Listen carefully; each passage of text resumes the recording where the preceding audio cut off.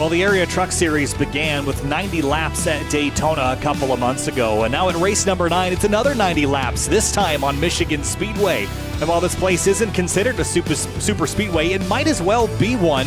It's 2 miles long and full throttle in these Truck Series machines, so fully expect drafting, slinging around partners, and high-octane action here for the 9th round of the Area Truck Series, the Michigan 180. Kyle Heyer joined by Connor Horn tonight for this 9th round. And Connor, after some drama last night in Richmond, we head back up to the Midwest at Michigan Speedway for what I would call a Truck Series classic. This has long been one of everyone's favorite combinations. It's like, watching NASCAR at Talladega. It's been running for a long, long time, and it's super, super fun to watch. But it also, in the past, as we've seen, has been kind of accident prone as well.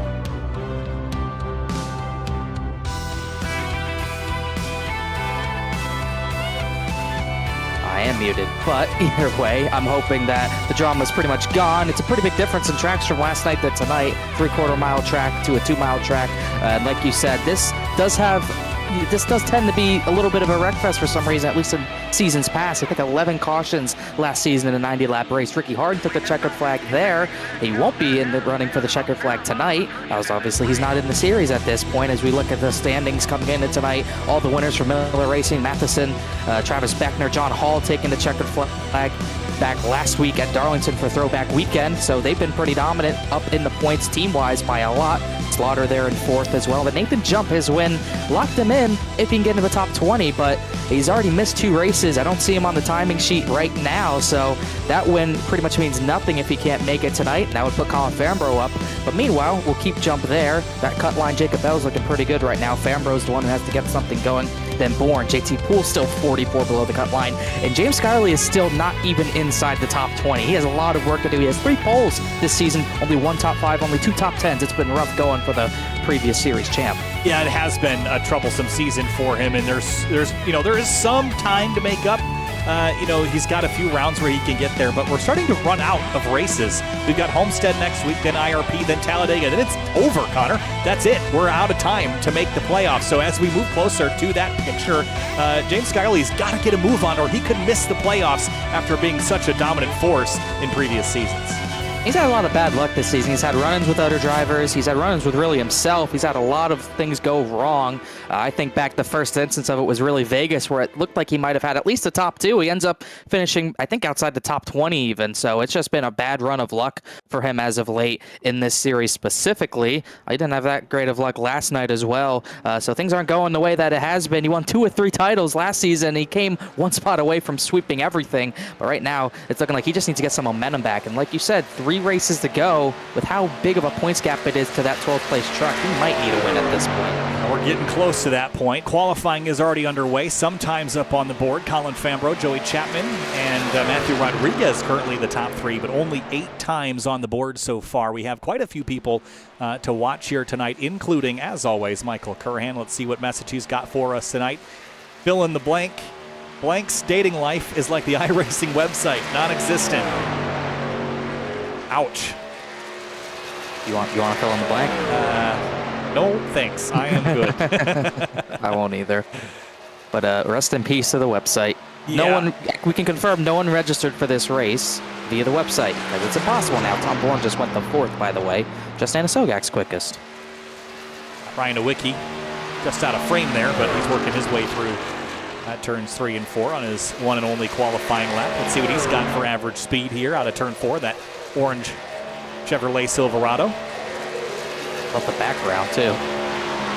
The mirror on his wall looks sick. Let's see where he goes. He goes 13th on the board, slowest of everyone who's ran, unfortunately, but no one's getting knocked out tonight. Still a big field, 37 trucks signed up. So he'll be starting way at the back, as Anna Sogak's still on the top of the board. He's been on a good run lately just because of how well he ran at Darlington. There's Travis Beckner. He's vibing to the beat. Trying to see the Fambro, Kane, Chapman, Tom Bourne in the top 5. Not to pour dirty water on the clean dishes tonight, but you guys had a bit of a run-in last night. So we'll see how that goes. We'll see if he gets top 3. Then it'll get interesting. But yeah, we'll see. He's always fun to watch, and Racing last night got very interesting, and while we ended up under green, it didn't seem like it was going to be like that for a while. Jake Matheson's on track on his qualifying effort. He's been the dominant truck of the season, and we'll see if it will look like that tonight as well. Will he go to the top? 39.956, not quite. It is going to be good enough for about fourth.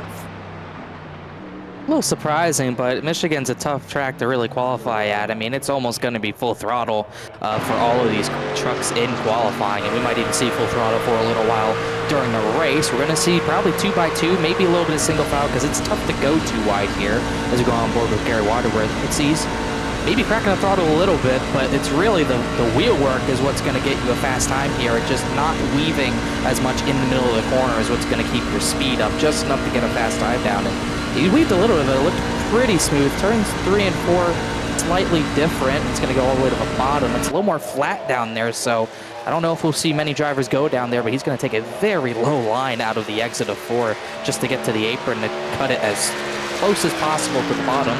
We go 40.133. It's going to put him back, I believe, 14th on the timing sheet. Yeah, not going to be good enough to get him up in the top 10. JT Poole just took the green flag. Great looking livery on this truck. What is going on? Certainly looks sweet, but is it going to be enough to catapult JT into a championship position here? He's still on the outside looking in.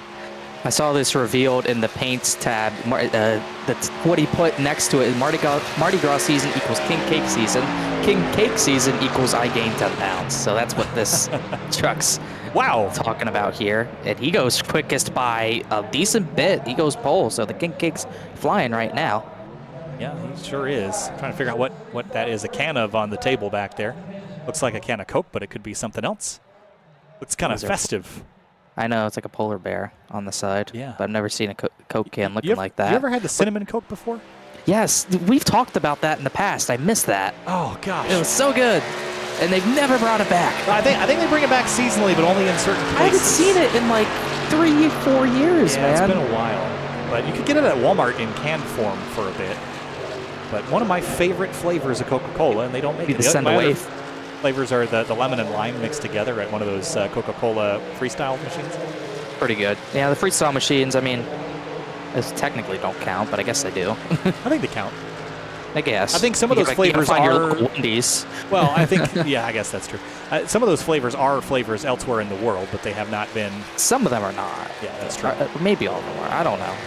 But either way, yeah, I miss cinnamon flavored Coca-Cola. As Justin Munsell comes across. He goes 6th for the number 6 truck.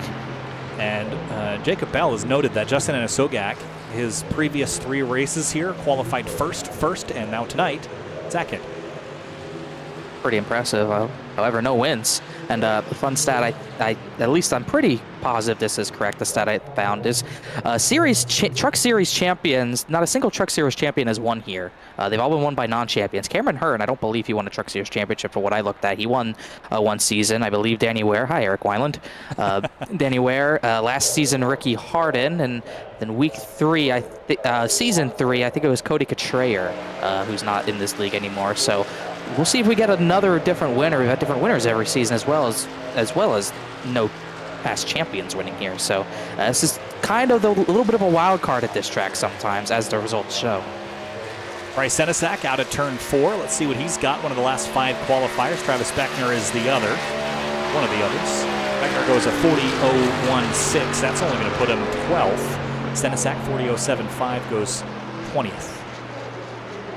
A little further back than both of them were hoping for. Greg Mitchell ended his lap 13th. He just pulled off. And don't know if we'll get anyone else to go with 40 seconds to go. No, we won't. Brad Slaughter Jr. has lagged out of the server, so they've asked not to skip the warm-up. So give him an opportunity to join back. And all the while, qualifying order is going to be on the left-hand, well, let's put it center screen now, might as well. JT Poole on pole for this one, and he could certainly use a win to get in, but that would shift that cut line. You know, we're talking about, how things will look. If JT wins, it's going to knock Justin Anasogak out, but Justin Anasogak is going to start, well, it would knock Jacob Bell out, but Justin Anasogak, who is right up there as well, is in second, starting alongside JT. So this is going to get really interesting here once this race kicks off to see how desperate people get as we start closing in on the tail end of the regular season. And we got to know if Nathan Jump's still not in the session, so he misses one more race, he's done. So that would move, I guess, Fambro in by 3 at that point. And then I think it would be Fambro that would then get forced out if JT's out, if JT gets the win. So a whole sort of things that will obviously be sorted out on our playoff picture sheet next week. But definitely going to see some aggressive driving at a 2-mile track, because some of those drivers like Garrett Grant, like Eric Wineland, and obviously James Scioli, they are going to need something to go their way, and they're going to have to probably get the elbows out to get back up there. Scioli didn't even put a time down, by the way, himself, so he's going to be starting at the back. Yeah, so, looking forward ahead to the night tonight, Connor, we've got 90 laps of racing. What's the key to Michigan? Because it's going to race a little bit like a restrictor plate track like Daytona or Talladega, but as we saw last season, it can turn messy. So how do you survive a night like this? How do you find your way up front? And is it better to lay back, or better to go out front and try to lead some of this? I think you want to lead some of this. I think, from my experience, I laid back so much in the series last season, and it just didn't work out a lot. The first super speedway race I tried to run up front at was Atlanta, and I won that. So I just I've changed my opinion on going to the back and just laying back. I just don't think it's better, because I just don't think you can really effectively get through the field in time depending on when you go. So I think leading the race and being up front and battling through the end is the way to go. But you have to be controlled. You have to have a controlled aggression doing it. You got to choose, pick and choose your battles. If someone's trying to really get the spot away from you, just don't fight them for it at that point, especially if it's early on in a race. No point to battle. You don't really need to try to fight hard for that lead until the last 20 laps, and then you can try to get really aggressive and try to get maybe the elbows out a little bit and just keep that track position. I think that's what's important here, because a track like this, you don't have really 3 lanes to work with like you do at Daytona, Talladega. This is almost a groove and a half track at Michigan, so you're really going to have to value track position. Race fans, be sure to subscribe to the Area iRacing Twitch channel. As a subscriber, you'll have Area iRacing emotes to use in the chat. You'll also earn double channel points as a subscriber that you can use to redeem for free merchandise, all at the price of just $5 a month. And start your engines with a fresh cup of Roasted Gems coffee. Choose from some of the finest coffee beans from Colombia and Peru. Or try the blended flavors of French vanilla and hazelnut. Use discount code Area iRacing for 10% off your order at checkout at roastedgems.com. So 2 minutes and 30 seconds left here in warm-up. And big news today in the Area world. Factor Meals will now be sponsoring Area going forward. So that's all very exciting news. Announced that partnership today. And there's a pretty sizable discount. I think it's 50% off your first Factor box and free wellness shots for life. You can check out the Area iRacing Twitter for more details on how to get that deal, Connor. Yeah, I haven't eaten today, so I got to be looking into that. Plus a discount, 50%. Cannot beat that, as we'll get 2 minutes to go and warm up. Still not seeing Slaughter. I don't know if this was a normal lag out or maybe everything broke. But either way, by the way, I just got a message from Jeremy Miller. He says the truck starting, he made his pick before us. He said the truck starting 4th is going to win this race. That's Cameron Hearn in the 4 truck. So we'll see if Jeremy can pass you in the rankings with just one race. Yeah, I suppose so. And also, I mentioned that maybe we should remove those HelloFresh logos until I realized, just now, because Jacob told me, that HelloFresh owns Factor. Today I learned. But that means you're going to get that same great quality that you're expecting out of Factor Meals. Again, the Area Twitter is what you want to look up to get that deal on Factor Meals. Sign up today, get 50% off. Minute and 13 seconds left here in the warm-up. As you mentioned, Brad Slaughter not yet quite in here, so that's nerve-wracking for him as we get prepped for our 9th round of the season. AJ Roderick was asking, who's in the Formula car? That's just left over from B-roll, because we used to use this B-roll for, I think, the Indy Elite Series, and I think it was just in the shot and now made it into the B-roll. So I like to think it's Finian driving it.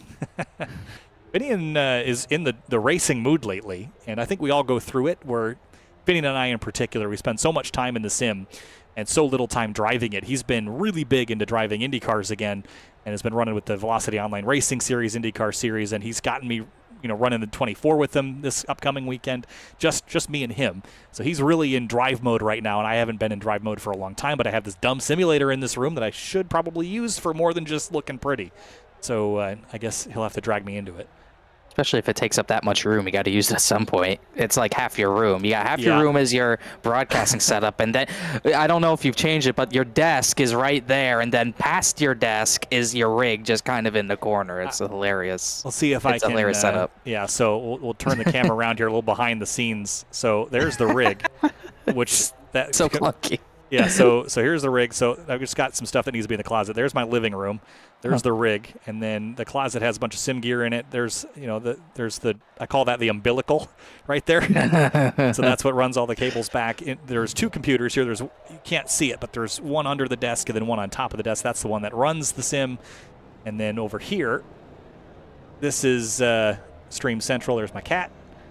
There's me, and there's the rest of it all. So there's a little seeing how the sausage is made here at SimTV before we get into the racing tonight. But yeah, it's a room that is single purpose, and that was the whole point of getting this apartment with another bedroom to use all for sim racing purpose, so I can close a door and not have to explain to everyone that comes in the house what I do all the time. Works out. It sure does. And Jason Beckner was asking where the cat is, sleeping. I actually worked from home today because it was so cold. Our boss gave us we work in a big warehouse space, and our boss gave us the option to stay home because it gets cold in the office when it's 0 degrees outside. And Apollo played all day with springs and those little plastic cat toy springs. He loves those things, and I had to spend probably half my day digging them out from underneath the couch. So that was what was going on today. That's when they're in play mode, I mean, you can't waste any time with anything else. No, certainly not. All right, 90 laps here. If we go green from flag to flag, about 1 hour of racing. We will likely not go green flag to flag, but we'll see how things pan out. 37 trucks are on the starting grid, and with that, let's roll through our Roasted Gems Coffee starting lineup. Kicking things off with row 1, it's JT Poole in the number 26. Justin Anisogak has never started off the front row. He will continue that trend today, starting second. Then another driver in a 39.8 bracket. Colin Farnborough starts third, and Cameron Hearn, Jeremy Miller's pick, he starts fourth in the number 4 truck. He needs something to go his way. And Mason Kane starts fifth in the number 31. Justin Munsell rolls off sixth in the number 6 truck. David Weishart in the 7th position in that Toyota TRD Pro Tundra. I hope I said that right. Either way, 8th place, Jake Matheson, who's been dominant this season, 3 wins and 8 starts. I think it's Toyota Tundra TRD Pro, but either way, Toyota won't come suing you just yet. Danny Ware starts 9th in the 49. Joey Chapman 10th in the number 60. Sam Fontaine, the last driver in the 39-second bracket, he starts 11th. Good qualifier this season. He starts alongside Travis Beckman. And 13th place, Greg Mitchell in the number 2 Ford F-150. Tom Bourne in the Toyota Tundra TRD Pro starts 14th in the number 16 truck. Ford F-150 is much easier. Speaking of that, 15th place, Michael Curhan's in one in that position. Eric Wineland, our usual in-race reporter for Monday nights, he's in his Silverado, starts 16th. And 17th place, Bronson Stafford in the number 61. Matthew Rodriguez starts 18th in the number 51. Number 38, Shane Theron, he's had some good runs as of late. He starts 19th in position. Bryce Senesac rounds out the top 20. 21st place is Dylan Lee in the 25. Garrett Grant starts 22nd in the number 5 Toyota. Xfinity Series driver Kyle Sieg, number 39, the Night Owl, Ford F-150. 23rd position, Jacob Bell starts 24th. And James Shane Wolf, 25th place in the 01. Ryan Swan starts 26th in the number 20. Bobby Tinch, number 66, starts 27th position. He actually tied on time with Gary Waterworth in 28th. And 29th place, Joshua Balliet in the 07 Ford. Ben Pierce starts 30th, the number 65. Jason Dalton, the Powerhouse Racing Silverado, starts 31st alongside Adam Capps in the Elite Entertainment number 05, 32nd. And 33rd place, Casey Lakatos, and 34th, Ryan Nowicki. James Scioli, he needs points, maybe a win. He starts all the way back in 35th position. Would have been alongside Brad Slaughter Jr., but he is not back in this session. We'll see if he even gets back in. Then Sean Peachin rounding out this field of 37 or maybe 36 trucks if he can't get back in. As we look at our track temp, it's 95 degrees, but how late in the day it is. Likely to go down. The wind 11 miles an hour to the west. That could definitely play a factor in the handling of these trucks in either corner. It certainly could, but it's not as hot as it could be here as well, considering we're in Michigan where things can get pretty toasty in the summertime, but thankfully it's not doing what the weather actually is in Brooklyn, Michigan right now, because it would be covered in ice and snow. Connor, pick me a winner from this race. It's tough to not go with anyone on the front row, but that's exactly what I'll do. I will go Mason Kane. I think he has the aggression that this track needs to win. I'm going to go with a Kind of a wild pick. Justin Munsell starts 6th. I pick him. I picked him before. It hasn't worked out for me. Let's see how it goes tonight. 90 laps, race 9 of the Area Truck Series is underway here from Michigan.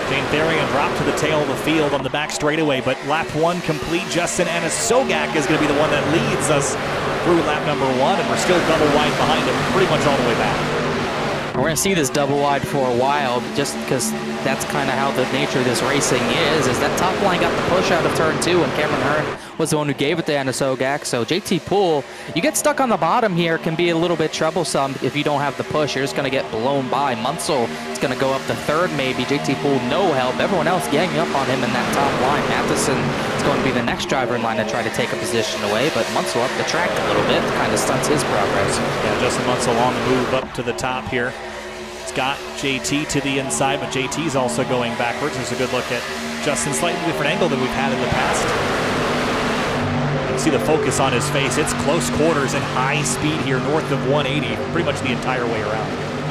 Yeah, really fast. We're actually almost hitting leader, even Anasogak, at 189 in the turn number 1. So we're going to be hitting high speeds into a corner for a while, and you have to be on your game. You know, one of those Super Series, we got a car way to the apron. I think that's Dylan Lee, but he saved it, kept it straight. But you got to be on your toes at all times, especially with how close these drivers are going to get. Any mistake is a big one. Now look at this mess here. Colin Fambro's middle of it, 6th place up top.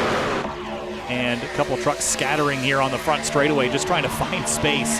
And the best thing that can happen for this race is just to get 10, 15, 20 laps clean and green to separate the field out. But even with that amount of time, you're still going to get mini packs formulating here. Look how tight it's getting in the middle between Kane and Fambro fighting over the same real estate. Oh, and Munsell loose up ahead of them. Matheson's going to go by him, and then Munsell gets in front of JT Poole, who's dropped all the way back to 5th already from pole position. They didn't even get the lead a lap, but you get 2 trucks side by side. One gets below that bottom seam. They are going to get sideways, and you better give them room to save it, because it won't be pretty if you don't. Garrett Grant was looking 3 wide on the back straightaway. They sorted out. A little bit of a wiggle there from Bryce Senesac. Tells me that things are a bit slick at the moment up front. Yeah, really not.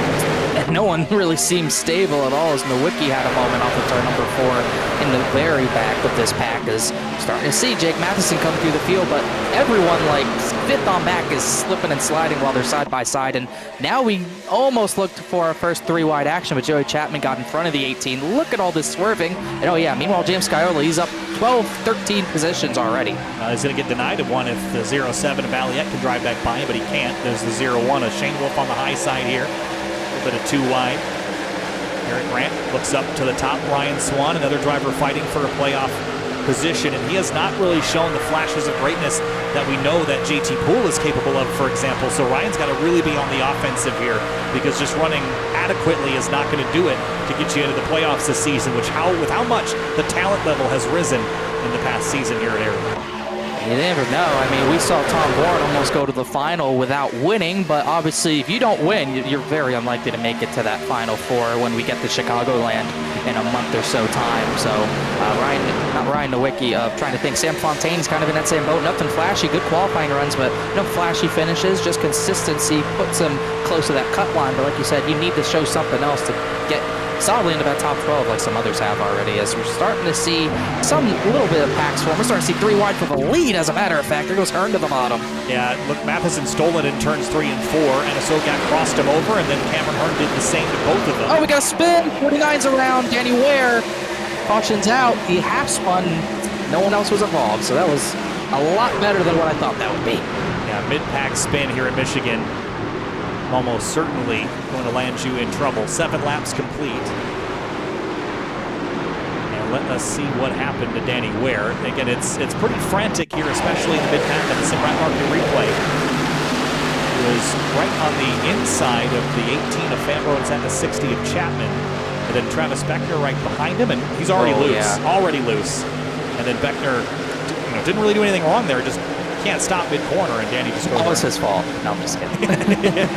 But yeah, I mean, you have someone on your rear bumper, you're going to get sideways. You just have to hope to collect it. You can see the rear end just came out from under him, and at this point, you're just trying to catch it. And there's nothing Travis can do except maybe he can only lift so much, or else you get ran over. So there's not much he could do there. And Danny made a pretty good save, saved his truck for sure. Just a slight loss in track position. Well, laughing like he did it on purpose. I'm just kidding. But 10th place now. Up 2 spots. And what will we see? 164 wall. I like that. Yeah, that's cool. I saw that last night because he changed his camera position. I was thought about doing that, but all my 164s, me being a little kid, I wanted to play with them. I never took them out. I always took them. You take them out of the box. Yeah, of course you would. Yeah. Ruined plenty in the past as. Looks like Anna Sogak's going to pit from the lead. Yeah, kind of surprised by that. I thought we would see more of one than the other, but we're seeing, I'd say, probably 3/4 of the field stay out and 1/4 of them coming in. Yeah, more fall towards off the was tail. about 0.3 of a second, but who else came in with him? Her and David Weishart, Colin Fambro's down there as well. That's everyone in the top 15. Everyone else came in further back. Tom Bourne was in 12th actually, so never mind that. But a little shocking. The tire wear wasn't enough to the point where I thought it would be worth getting these tires, because the 88 looked pretty good out front. But we'll see what he can do if he can make any ground up. As he'll get out of pit road first. Scioli, he's going to grab a couple spots here. About 6 cars north of the dividing line. Justin Sogak, as you mentioned, will roll off pit lane first. Matthew Rodriguez in second. Cameron Hearn third. David Weishart back here as well. 17 trucks pit. 10% complete already as well. This race could go by pretty quickly. Tim Kane up to third with this shift and shuffle. Joey Chapman is having a pretty decent race in this number 60. He's had some races that just seems like he couldn't get out of the way with everyone running him over. I think, was it Milwaukee? was one of those races. He had a rough race at Milwaukee. Yeah, but here he is inside the top 5 after starting in 10th, going the right direction in that Country Boy Brewing vehicle. One of those tough seasons that seems so many drivers are having in all 3 series. 36th in points, missed 1 race, but not a finish inside, not a finish better than 20th. It actually came last week. He got that at Darlington, but everything else worse than that. Just not been the season he wanted. Really, like you said, a lot of it out of his control from Milwaukee. He had issues at the Roval, and he just had a lot of issues at Charlotte as a whole that whole month. But could right the ship if he could just stay up front here, but a long way to go as we take one to green. Jake Matheson in a familiar spot in the lead, as we'll get a quick look at. We saw Dylan Lee all the way down below the apron. We'll see what happened to do that. Kind of washed up the hill on him here, and then made contact there. Was that Shane Wolf who was outside? Yes, that was a heck of a job holding on to it. Yeah, just kind of drifts up here right at the exit, kind of snaps, and then whoop. Oh, that is a terrifying angle. I don't want to see that inside wall at that angle ever, but he did a good job staying calm and just hooking right and holding on to it. You either catch that or you don't. And when you don't, it is a big, big deal. Yeah, this is probably, this in Fontana, you can hit that wall so hard. You wouldn't believe how hard you can hit that wall until you do it. But before we get to the restart here, race fans, head over to simwrapmarket.com for custom iRacing paint scheme templates that are simple and easy to use, so it keeps you more focused on the racetrack. That's simwrapmarket.com. Jake Matheson and Justin Munsell will restart on the front row for this one. The 6 was my pick to win this race. And off to a good start. See how things pan out here, as we're going to get 80 laps to go on the restart. Laps to go. Munsell, I was trying to see what in the spot he is for the playoffs. He's part-time in this series, so never mind that. But trying to grab a win. Had a few things not go his way last season, so just trying to race for wins in this series. Lap number 11, 80 to go here for Michigan. Green flag back in the air for the Area Truck Series. Good restart by that inside line. The outside didn't go. Munsell did not get the best of restarts. JT's in behind him, pushing. We're 3 wide with Garrett Grant in the middle, through the middle at 1 and 2. was 4 wide at the very back of the field, still coming out of turn number 2. Matheson gets a bump from Kane, and they almost made that go very badly. They are still 4 wide in the very back. You got tandems on the bottom, on the top. Ben Pierce is trying to find a way to get out of it, I would think. They'll get back to 3 wide at the very least, as like we said, this is just a very frantic start as Scioli's still trying to make up spots on the bottom. He's almost into the top 10 as Mason Kane chases Jake Matheson. It's not going to get less frantic either. These restarts are going to be like this all night long, and the intensity, in fact, will ramp up towards the end of the race rather than cool off. But Matheson leads, Kane second, Beckner up to third. Where'd that 28 come from? He didn't have the best qualifying position, and this is more in line with what we'd seen him do in past seasons where he wouldn't qualify very well, but when push came to shove, his race pace was very good. Here he is in third. Restarted 6th, was able to work the lanes well out of turn 2 and got to third. So now he got 3 teammates in line, as we've seen so much this season. As we got a truck in the wall, it's Ben Pierce, but he keeps it straight. But those teammates did a good job. I think they had 2 lined up on the inside. I'm not sure if they had 3 lined up on the inside, but once again, they worked together and got out front. So now you have 3 trucks making it. And look at the push Eric Wineland's got to turn number 1. He's up to 4th. Yeah, where did he come from? 16th up to the front. Oh, Mitchell's getting turned. He saved it. That was tight, but it's not done yet. Look at all these trucks all over the place out of 2. I cannot believe that they didn't want him up there. It's Everyone, don't scatter it. Look, Scioli's just backing out. That's what I'd be doing. It's still not done. I mean, look at this mess. I don't remember seeing this last season, and we had 11 cautions. Yeah.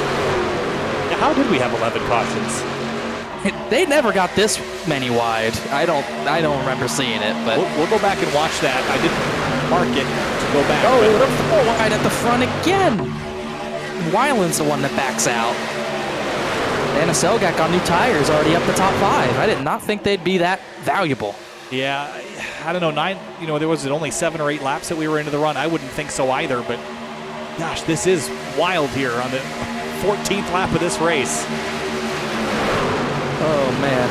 Yeah, we still got way too many. We still got a pit stop at least, as looks like Bobby Tinch got sideways in the very back. But once again, he didn't really slide too much. He keeps it straight. That is still a hornet's nest at the front. Oh, Wineland!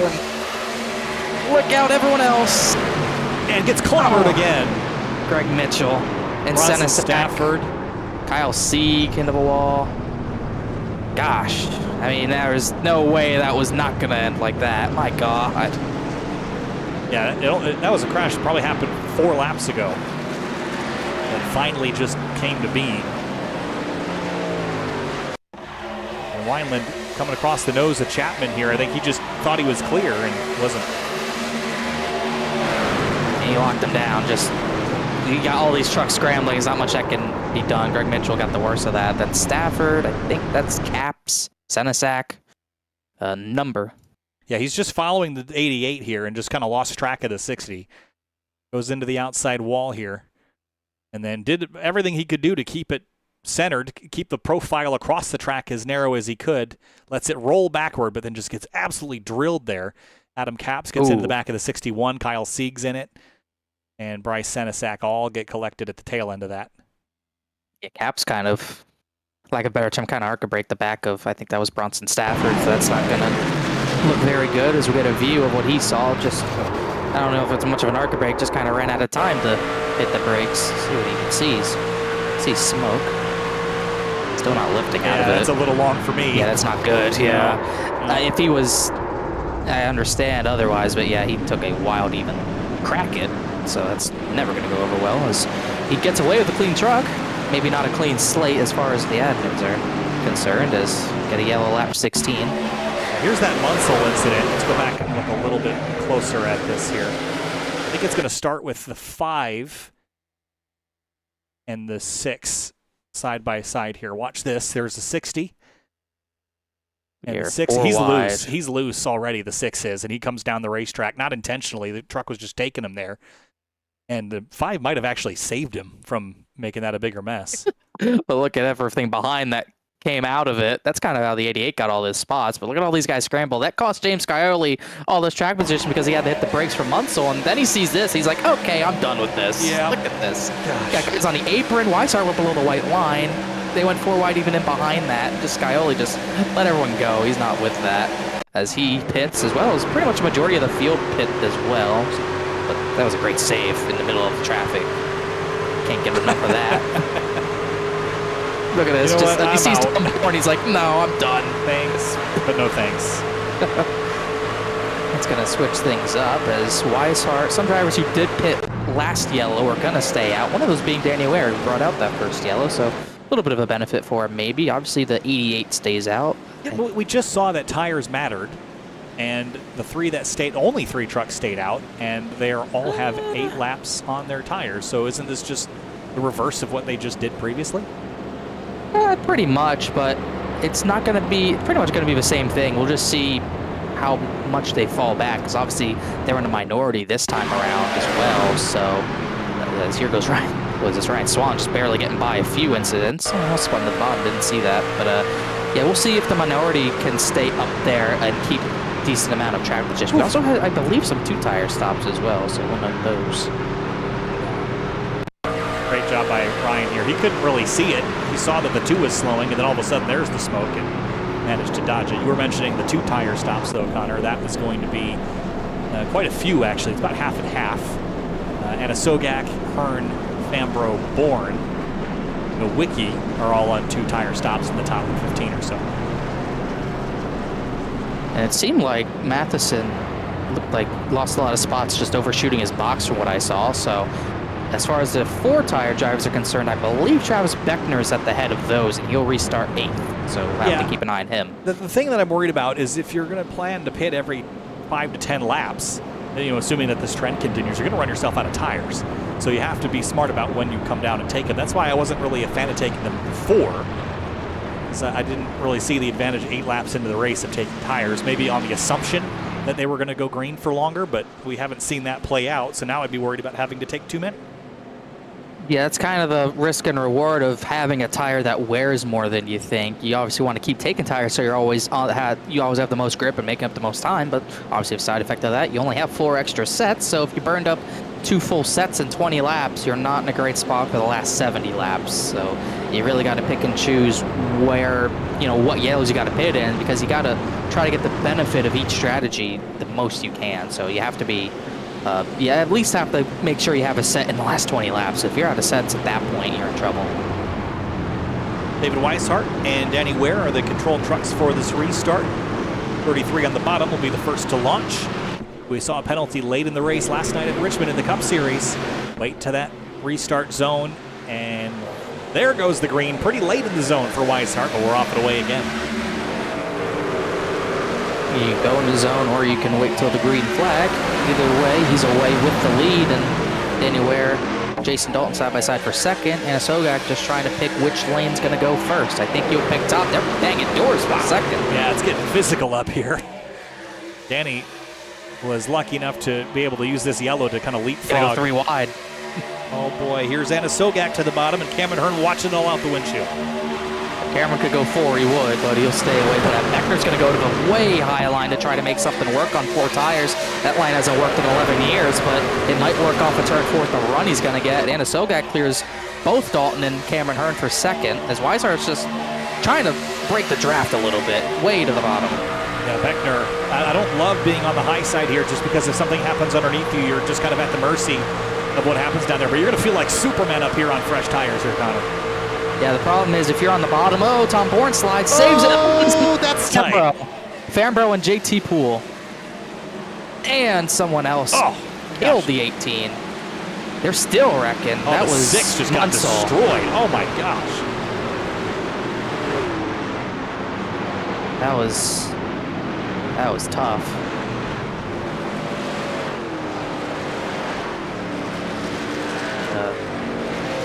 It's not been going well. There goes my pick. Yeah, he's done for sure. And that took out a lot more.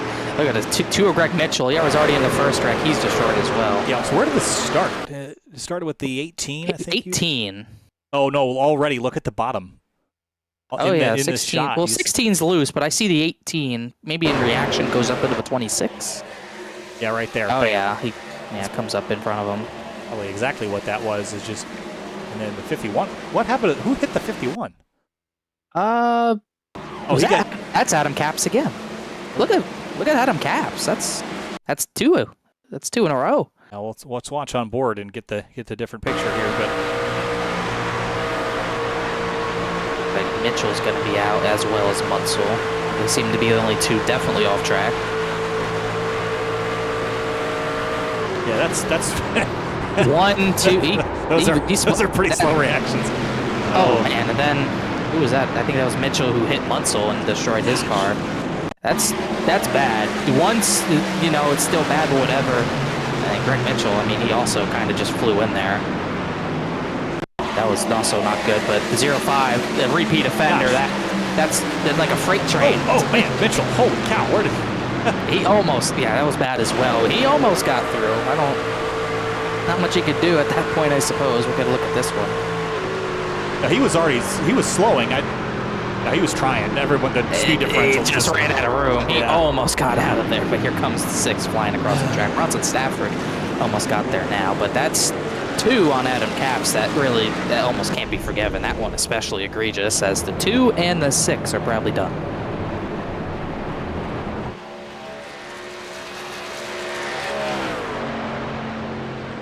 The attrition rate starts to skyrocket at the 2-mile track. Yeah, and you know, the interesting thing is, you know, except we're kind of 7, 8 laps apart on all of these. It just gives the field enough time to spread out before they get creative. Brad Slaughter called Colin Fambro Colin Slambro.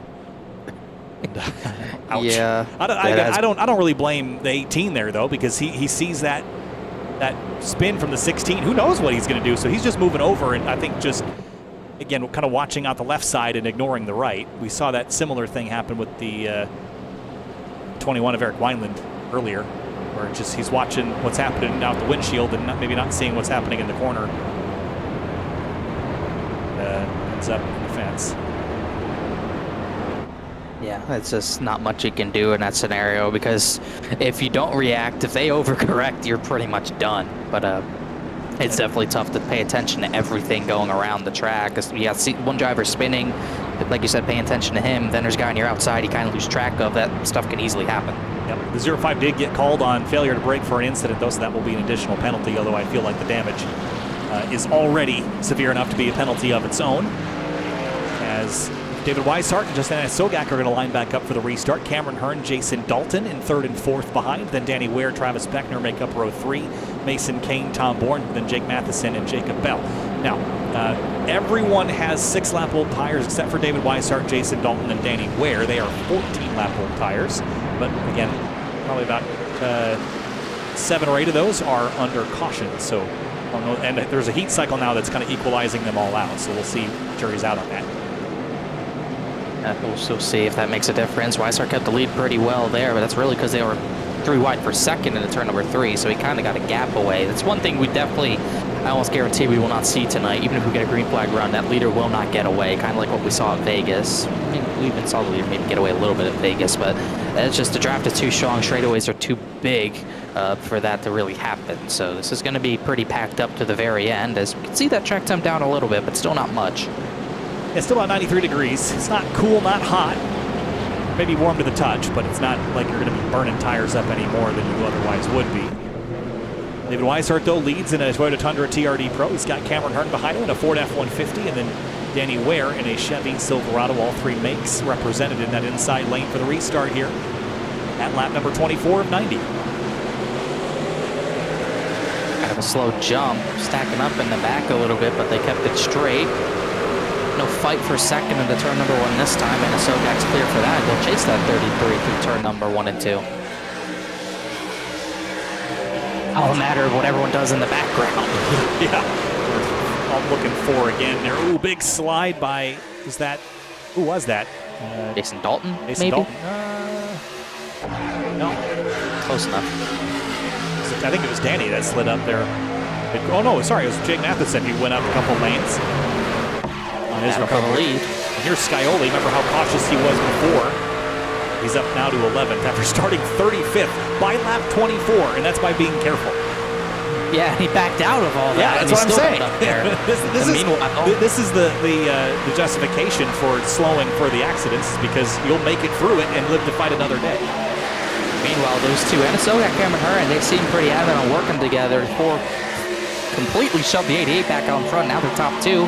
Now Weishart with older tires in a little bit of dirty air, and Mason Kane's trying to mix it up as well. See my pick. Yeah, I don't think that old tires. Andy just doesn't have a lot of space. This is going to get tight. They're going to hit. They're going to slide. Oh, he's burned. Sideways, Shane Wolf. Oh no, 71. Sam Fontaine into the wall. There's someone sliding down pit lane as well. Gosh, he killed that pit wall. Couldn't even tell who that was. Sam Fontaine. I think Shane Wolf went down pit road, but he looks clean. But I don't even know how that truck's still running.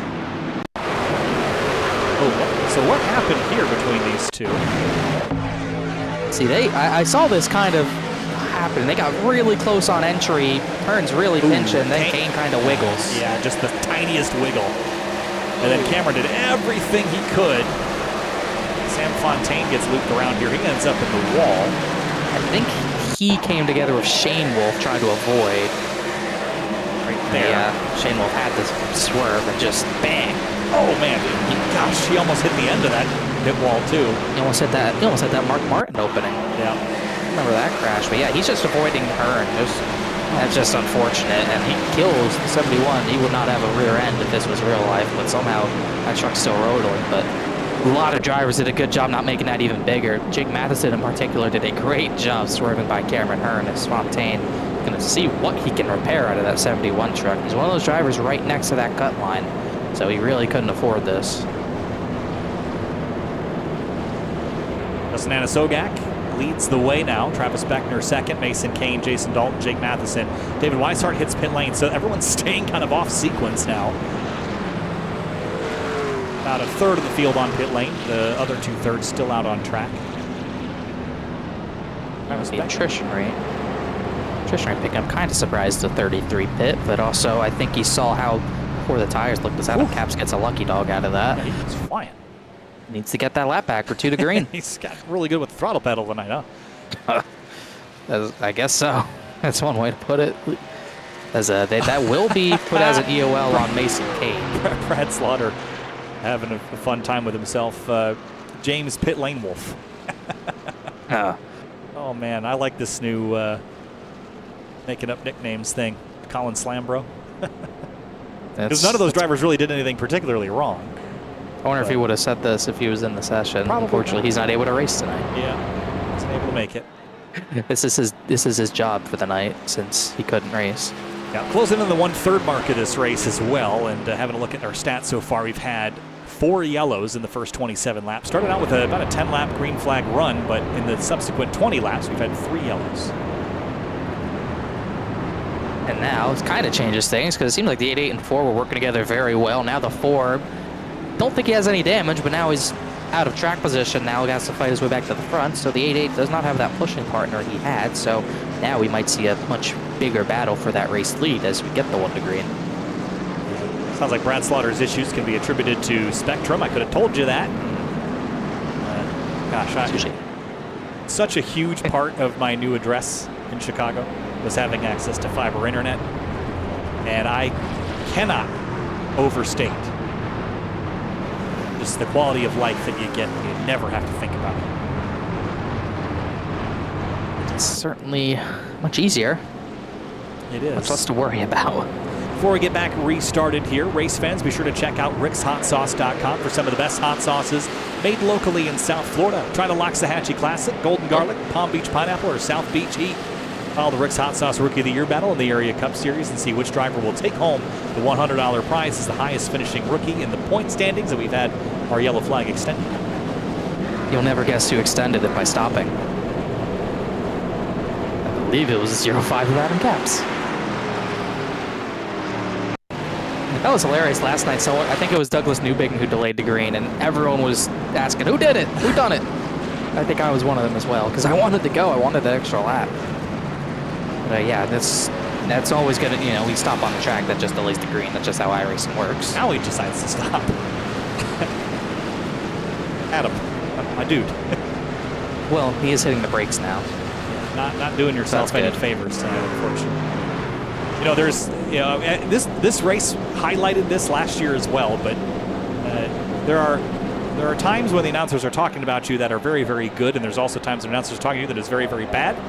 And you really try hard to minimize the nights that you're having a bad night that we're talking about you a lot, because either you're getting the short end of the stick a lot of times, or you are the short stick.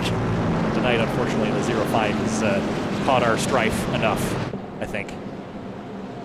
Yeah, we'll see if we can actually get around to get this green flag this time, as just having to let people by, and we'll get this restart with, what, 61 laps to go. So if we somehow got to that point of a green flag run, we still have a stop on our hands. No one can make it to the end, not even really close. I don't think the fuel can even last 40 laps, so we're still ways away from actually making it, but we got to get laps in first before that even becomes a real thought. Yeah, and this is just like any of those other rhythmic tracks where you just have to get the field strung out. Darlington's exactly like this too, where you can have a race that's just yellow after yellow after yellow if you don't get the field strung out.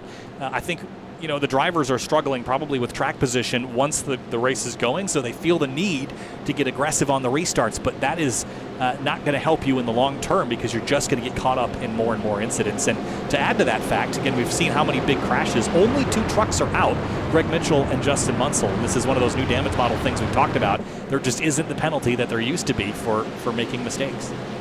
Yeah, even the guy who killed the pit barrels is still in this race. That shows you how sturdy this new damage model is. even has his rear bumper back, which makes a lot of sense. He hit that thing at like 50 miles an hour backwards too. That was impressive. Give the crew more than ups 50. for that. Yeah, for finding it even. Yeah. Well, they knew where it was. Fair enough. Green flag back in the air. As we go back green, the call to 0-5 to get to the hauler after the race. Like I said, some nights it's better to just be under the radar. Some of those drivers have been doing that. How about Casey Lakatos up into 12th? Speaking of under the radar, started 33rd. That's almost dead last. And he's now up inside the top 15. As you mentioned, 3 wide up near the front, and a Sogak trying to defend from Beckner and Matheson. And Sogak didn't really want to block that top line, so Beckner's going to get to his outside and probably have control with 2 Miller Racing teammates pushed on the top side. But now Scioli, he's going to look through wide for that race lead. Not much of a push. Neither driver has a push, but that outside line's going to get Beckner to run to lead the lap. His first time to lead of the night, but no push in the turn number 1 quite yet. Now the middle and top lines get their pushers, but Scioli's kind of left out. See that 88 dive to the bottom, just trying to clear before the exit 2, and he will. We just missed this, but Travis shot up his arm like he was commanding a horse army forward. We're going. And here's Matheson going to give him a push down the back straightaway right by the 88 and to the lead. Yeah, nothing much. 88 lost his wingman, so those 2 teammates are just going to be able to fly right by him. No surprise there, as now they'll probably try to control both lanes here, as they'll get the push from the 88 and the 7 now. It's a heck of a run by Scioli, and he needs it big time. Yeah, he does. He can really use a win to catapult him into position here. But, top 5s wouldn't hurt until he can get another win. There's still a few tracks. Speaking of Homestead, Miami, that's a track where we absolutely know James Scioli will be a factor here. Look at Matheson clearing up on Beckner, and that's going to give the 7 a big run down the backstretch with a push from Sogak. That's what these 2 are just going to try to do. Try to push each other out front, keep both lanes in check, but Scioli's probably going to try to break that up. The same for Sogak, break that up the best they can, but it's only so much you can do. As looks like, I thought Senesac was sliding in the way back, but he kept it straight. As not as much of a scramble as it's been most of the night. There it is. The 4's in the fence. Never mind. Yeah, that was ultimate announcer's curse. Yeah. I'll get the EOL. Yeah, I think that's what happens. Cameron Hearn, Sogak will not get his wing partner back, because that's big damage. It's not for now. Let's see. It's on the outside of the 51 here. Does he just slide up? Well, that's the calmest it looked. But let's see. Chris right. Yeah. He comes up. I mean, the seams tell the tale there. If you look at the seams on the racetrack, he comes across those. Very, very similar to what happened to Eric Weiland earlier, too. Yeah, but you can tell. He just comes up. Nothing Matthew Rodriguez can do there. I wonder were they 4? No, they weren't. Because I know the spotters will only report 3 wide, so you could lose that 4th truck. But they're just... Yeah. I mean, maybe you could argue there's plenty of space. Plenty of space, but he wasn't erratic. He held that line right there, so I think Cameron's got to honor that, not just shove him next to it. Yeah, the 51. Maybe he had 2 feet, but you're doing 185 miles an hour right next to the concrete wall, so you got to leave at least a little bit of maneuvering room there. But either way, our 5th caution of the night, lap 34. We'll see what drivers want to do as far as tire strategy. It's still haven't gotten a run longer than our first one of the night, which was 7 laps. That one was about 3.5, so wouldn't be expecting many down, especially since we're not in our fuel window. 17 laps, but most have been under caution. I still think you're better off staying out and saving those tires for later, but will they? No.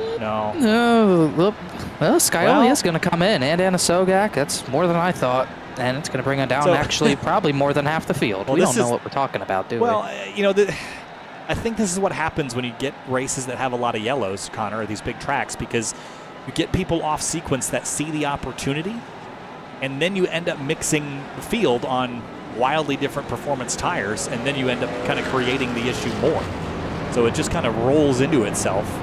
So half the field on 20-lap-old tires, half the field on brand new ones. I anticipate next caution we'll see the same thing in reverse. Yeah, it's almost to the point where we need to limit pit stops because you keep mixing these strategies, you're going to get drivers. Well, I don't know what the point is. It's just going to cause incidents. We're not even halfway there, so what's the point, right? Like, just get to the halfway point and then start your strategy. Right now, it's useless because you're just going to end up deeper in the field. You're going to get caught up in a wreck. I don't see the point of hitting this many times this early in this race. Yeah, well, you can't bring your tires to Miami next week, so use them now, I guess. Well, I guess that's the logic. It's not even using the tires. What advantage is it going to get you? You're going to burn them up in 3-5 lap runs anyway, and then be back down pit lane in 15 laps. I mean, just Anna Sogak has pit 3 times. We're on lap 35. That's pitting every 3.5 laps. Yeah, every 10.5 laps. Yeah, if he got 4 every time, he probably doesn't have more than 1 set left. So I don't get running yourself thin, 1 set to go. If that's been the case for some drivers, even down to 2 sets at this point is kind of 4 times. Colin Fambro's been 4 times, but he has crash damage to repair. I think Shane Wolf does too. But again, we always see this where drivers pit a lot early, and I just don't really get it. See, I would just be riding the lane of I'm not going to pit until I lose a bunch of spots on green flag track position. Right? Especially that. The one risk you run is that, okay, now the race goes green and you run 30 laps and you don't have the tires to compete, but that isn't going to happen just based on the historics of how races like this transcend. So I don't know what the risk is really. Especially confusing because it seems like track position is so important. It seems like once you lose it, it's almost going to be easier to get in a crash than getting it back. So we just saw that with Cameron Hearn after he had his spin. Obviously, he didn't pit to get back there, but he lost his track position, immediately got caught up in something. Scioli, if he hasn't been so cautious, he would have been caught up in a few incidents by now, and he just went back there again. We haven't seen Mason Kane get back to the front. He's back in about 24th position or so. So I just don't see the reason you put yourself back there. But I think people are I feel like a lot of it's just drivers betting on those green flag runs happening and just having a fresher rubber. I just don't see that you should really bet on that with the way it's going. You can always clean up. They cleaned up last night. I mean, we didn't have that many yellows at the beginning, but we had some and then went green. But yeah, I think that's kind of the exception, though, not the rule for this. Yeah. I mean, I think it would.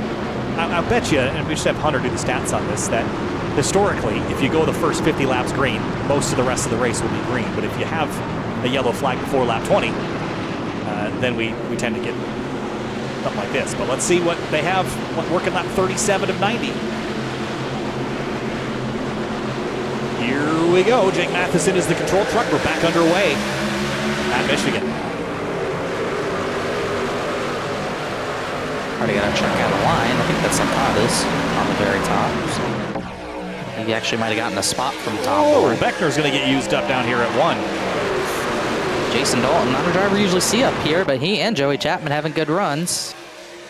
Saw the head shake in there from Travis. Didn't appreciate that on the restart. Seen that, I think it's the second time we've seen Dalton do that. Yeah. He did the same thing. Tana Sogak, I think, was it previously, or maybe it was JT. Sorry, one of the others. Yeah. He's been aggressive up there. Oh, we're 4 wide again as well. At least it looks like it. Ben Pierce is out of the way, so make that 3 wide. Scioli and Anasogak are on the bottom lines of that, and that's Bronson Stafford forcing it 4 wide. I don't like it. Points out too. That's always great. Still 4. Still 4. Jacob Bell stuck in the middle, nowhere to go. He's going to have to bail. There's Casey. Ooh, Bobby Tinch, a little slide, kept it straight. But those new tires matter a little bit. Weishart's going to go 3 on the bottom with Scioli as those 2 Miller teammates. I'm going to give him still working the lead. The benefit of the doubt here. If this was a less skilled group, we would have had about 10, 15 cautions by now with how wild this has been. But the same token, Yikes. don't know that we need to be doing this every restart forever. Problem is, the runs are so big, you almost feel obligated to at least take it. That's why we see this, because you don't want to stack up. So drivers keep making those 3 wide moves. Oh boy.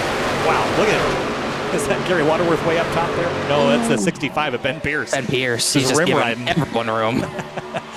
You guys feel free to race 4 wide.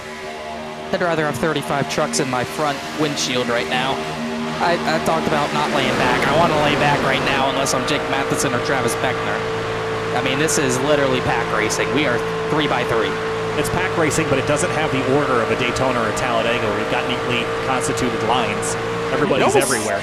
It almost looks more like an old style race, like in the Gen 4 bodies, like that little bit spread out feel where you're all over the track. It's kind of what it looks like as Weishart's loose. Got others Lakatos on the apron. and Bourne.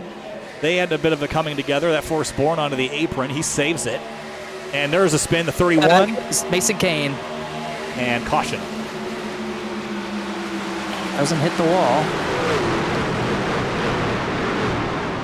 Got away with that one. Minimal contact for everyone, but this is probably... Oh, is that Peachin maybe? Looked like a orange and black. No, I think Kane comes across the road, I think. It's hard to get a good look at this. Kind of like another good save by Tom Bourne. I have to get a look from on board the 69 to get it is Peachin. Pushing 5 wide here. I think Kane knew that. And just tried getting up in front of Garrett Grant. Peachin couldn't really react at the time. So. I'll leave that one up to the stewards. I frankly don't have much of an opinion on that one. I think Peachin could have lifted there, and I think the 31 didn't need to dart to the outside. I have an opinion on the race. Crazy. Now what will we see with tire strategy? I can't expect the leaders to come in, but that was probably our longest run. We're seeing 4 wide every restart besides the top 2 leaders. I don't know why these 2 would pit anytime soon, but I feel like they might even consider it this time because now we're close to halfway. We're at least getting closer to that fuel window if we save enough fuel. So this is pretty much exactly what I was expecting, right? I mean, we're just the inverse of what we just saw. And it's just going to keep the divide between the performances of these trucks fairly sizable. Travis Beckner making time. That's impressive. Once again, going to mix up the order. Puts Weishart and Scioli on the front row. Anasogak's back up to 5th. That's a lucky dog for Kyle Sieg. He's at least 4 down. But even bigger shakeup on the outside and around that top 10 spot with guys like Danny Ware, who's been up and down.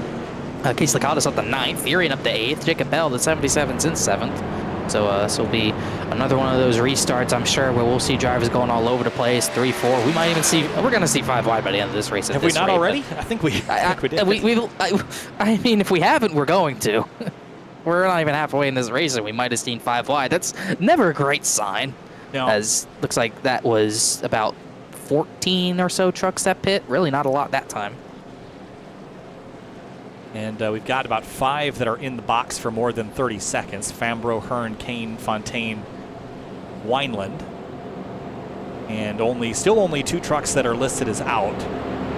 Nope, I lied. Only 1 truck that is listed as out. Justin Munsell, I believe. I think Greg Mitchell got back on track.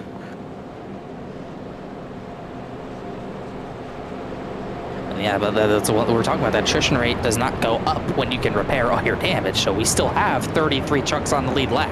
And soon enough, we'll probably have Kyle C back on the lead lap, who's 3 laps down in 34th. I wouldn't even count Greg Mitchell out, 9 laps down. Scioli back to second, magically. Now the strategy of that Scioli's been playing looks aggressive and conservative all at once, and I don't know how, but it's working out for him so far. I'm going to give him the benefit of the doubt and some credit where credit is due.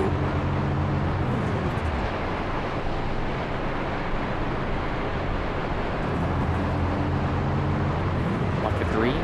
Let's see what happens here. But you got to be very careful if you're Scioli. I mean, you crash out here, even with, like we said, no one's going out of this race. You crash out here, finish outside the top 30, your chances are almost done. So, like, you need a good finish. Even if you don't win, you need at least a top 5, top 10. So we're coming up on the halfway point of this race, and some of the trucks, it's been hard to tell with all the pit stop sequences, but some of the trucks have been lingering closer to the front than others. You got to throw Weishart in that category. Joey Chapman continues to find himself up in this mix. And Justin Anasogak back there in 5th. Yeah, his qualifying efforts the last 3 seasons should be indicative of pace here, so he gets a chance to show it. Really got the top 3. You got Anasogak. You have Travis Beckner, Jake Matheson in there as well. So I've seen 5 trucks that are capable of winning. Obviously, I think everyone's capable of the way this race is going. They've been like the 5 dominant right now. Working lap 44, coming to the restart. David Weishart's in command. Green flag back in the air here in Michigan. Beckner was not. Was that Beckner back there? Yeah, he went to the 3rd lane immediately. No rule on that, so all legal as long as you don't go inside of someone per iRacing rules. And Weishart gets away, and Joey Chapman just about clear for 2nd, but Anasogak's got that run on the bottom, but no help. Down the back straightaway.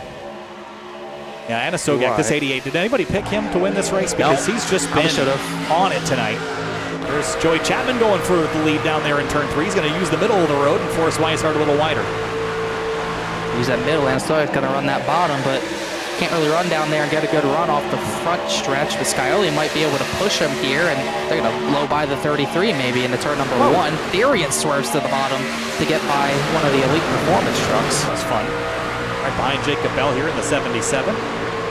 Florida State Builders truck.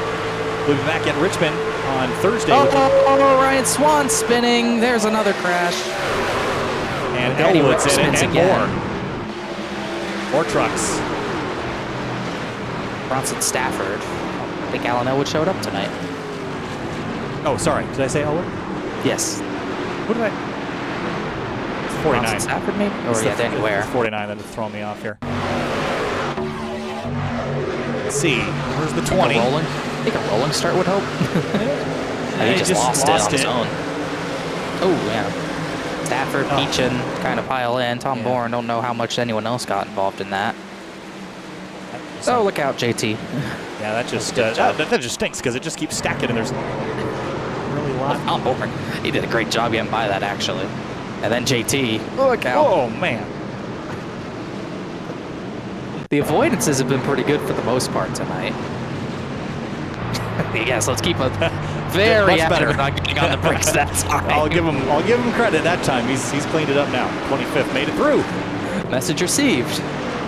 And a 20 will get the EOL for that one. So remember earlier I asked you how we got 11 cautions? Now I know.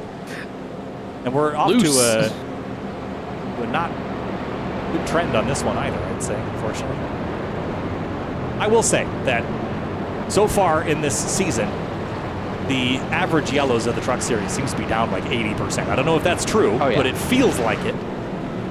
When there are bad nights, you just kind of have to take it with the punches. But Joey Chapman by himself. This is just closer and closer to that fuel window. Only thing I can think of, but he will be on a lonely island this time. He doesn't have 10 other trucks this time. He was 30 laps into his stint. That's why. makes a little more sense. Ryan Nowicki might have been the next one to pit with him, so he'll go back and try to climb his way back through. Hope to stay out of the chaos. This looks like Sean Peachin's going to be our next retirement of the night.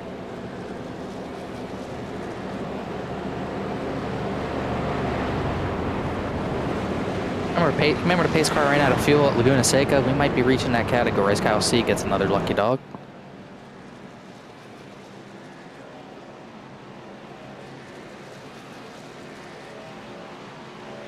Scioli up the third. He takes out the cone. That's kind of what you do when you get a race like this. You kind of start taking out cones. So and Jacob Bell up the fifth. That's a decent run for him. He's actually had a good truck season so far. He's pretty high up in the points last I checked, 10th in points, which is really good for him, even with 4 top 10s, no top 5s. Garrett Grant, he ran well at Richmond. That seems to be his track, but he's even top 10 tonight. And Beckner, the highest up on new tires. He's back up to 10th now. As Anna Sogak stops. This is interesting. Had some sort of issue. What's going on here? I think he had some issue. Had to be hardware. Yeah. Good thing no one got caught up in that. We saw that last season here as well. Yeah. But that would be a big development. It seems like it's still under human power, just maybe his monitor's gone dark or something. We get the one to green. He's going to lose his spot in line here, unfortunately. No, he's only... Looks like he's just idling, not steering away from the wall. It's like he had to leave. Like something happened, maybe. Yeah. Don't know. Either way, that's pretty big because he's been really fast all night long, and that's gonna stop us for a while here if he can't get back going. Huh? This is bizarre. They said in radio. At least it sounded like the drivers in his Discord channel said it sounded like he got up and ran away from his rig because he is in Discord still. Yeah. Yeah. When you see stuff like that, you just hope that there's nothing serious. Yeah. It's when you just walk away from that. I mean, you'd expect Alt F4, but at the moment, who knows? They might just leave that truck there. It's out of the way, so it might be fine to continue. I don't think it'll trigger another yellow.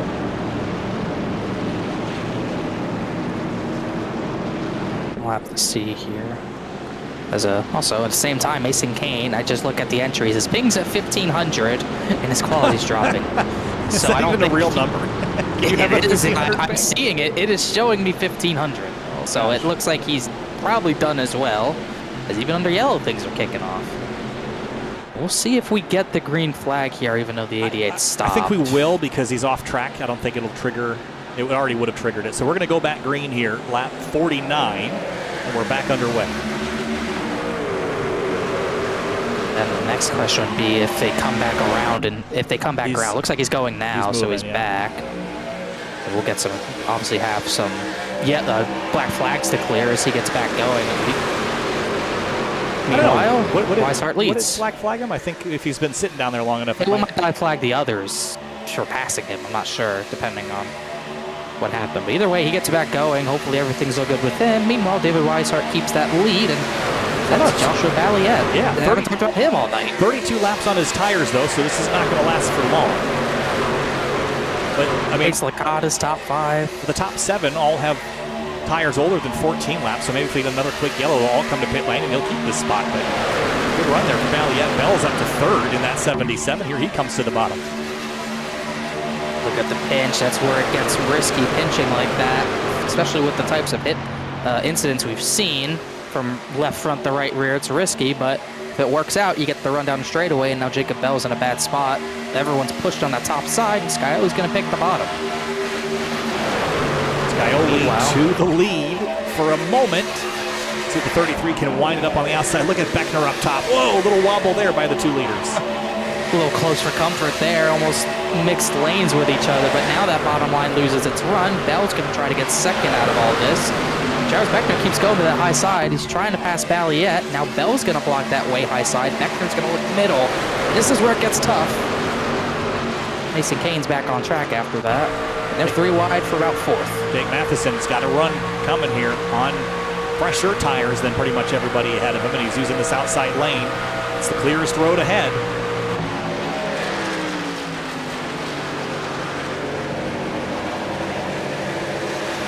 28 slide up here between the 77 and 07.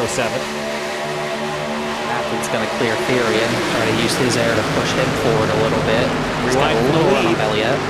Bell on the high side here, Weishart in the middle, Scioli on the bottom, and then Beckner filling in behind.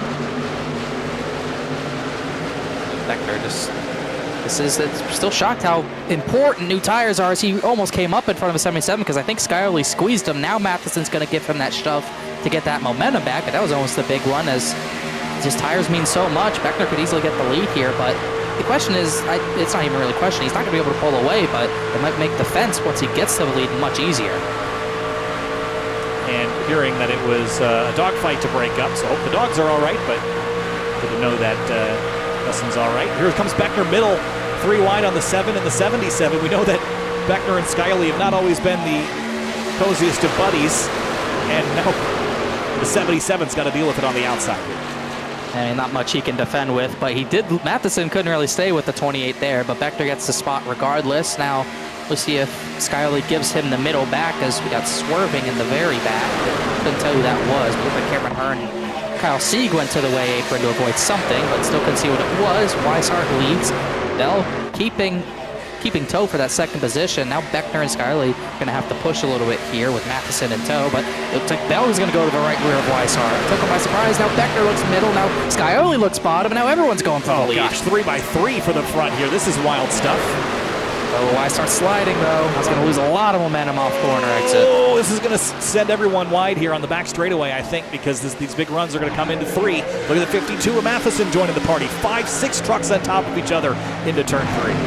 How about make it 7 with Scioli with no help, but Beckner will have the grip, but not going to be able to do anything with Weishart. He's going to shove that 33 further up the track. Then here comes his teammate Matheson to help him. Scioli, now Therian's going to try to push him back up there in that fight, and Jacob Bell just can't stay with Weishart, so those 2 Miller teammates going to get back to the front here. Here we go. We got some momentum rolling now up front. This is good stuff. Beckner takes the lead away. Weishart's going to be a little wobbly on this outside. He's got Matheson in the middle and Scioli on the bottom, and they're 3 wide for second, and the leader's clear, and everybody's everywhere on the backstretch. Oh, we got another slide in the back, and it's going to be another yellow. It's a single truck spin. Danny Ware again. That breaks up that crazy battle. Dang it. I know. that was pretty good for a while there. There's another slide on his own. Yeah. It's twice tonight, but he did a good job at least limiting the damage once more, and we'll see a lot more pit stops this time, I think, because now we're definitely in our fuel window from what I think I know. Yeah, 35 laps, I think that should be doable. Yeah, it definitely really is, because there's trucks out there that have 40 laps on their tank. Joshua Balliet's one of them, which Balliet really needed that yellow when he got it. And meanwhile, yeah, we'll see if Joey Chapman pits. He's really the only one in question who might not pit. He got back up to 16th, but we'll see if he wants to cut his losses or not. 9 laps. I think I would rather pit and race it to the end. There's going to be enough restarts and opportunities.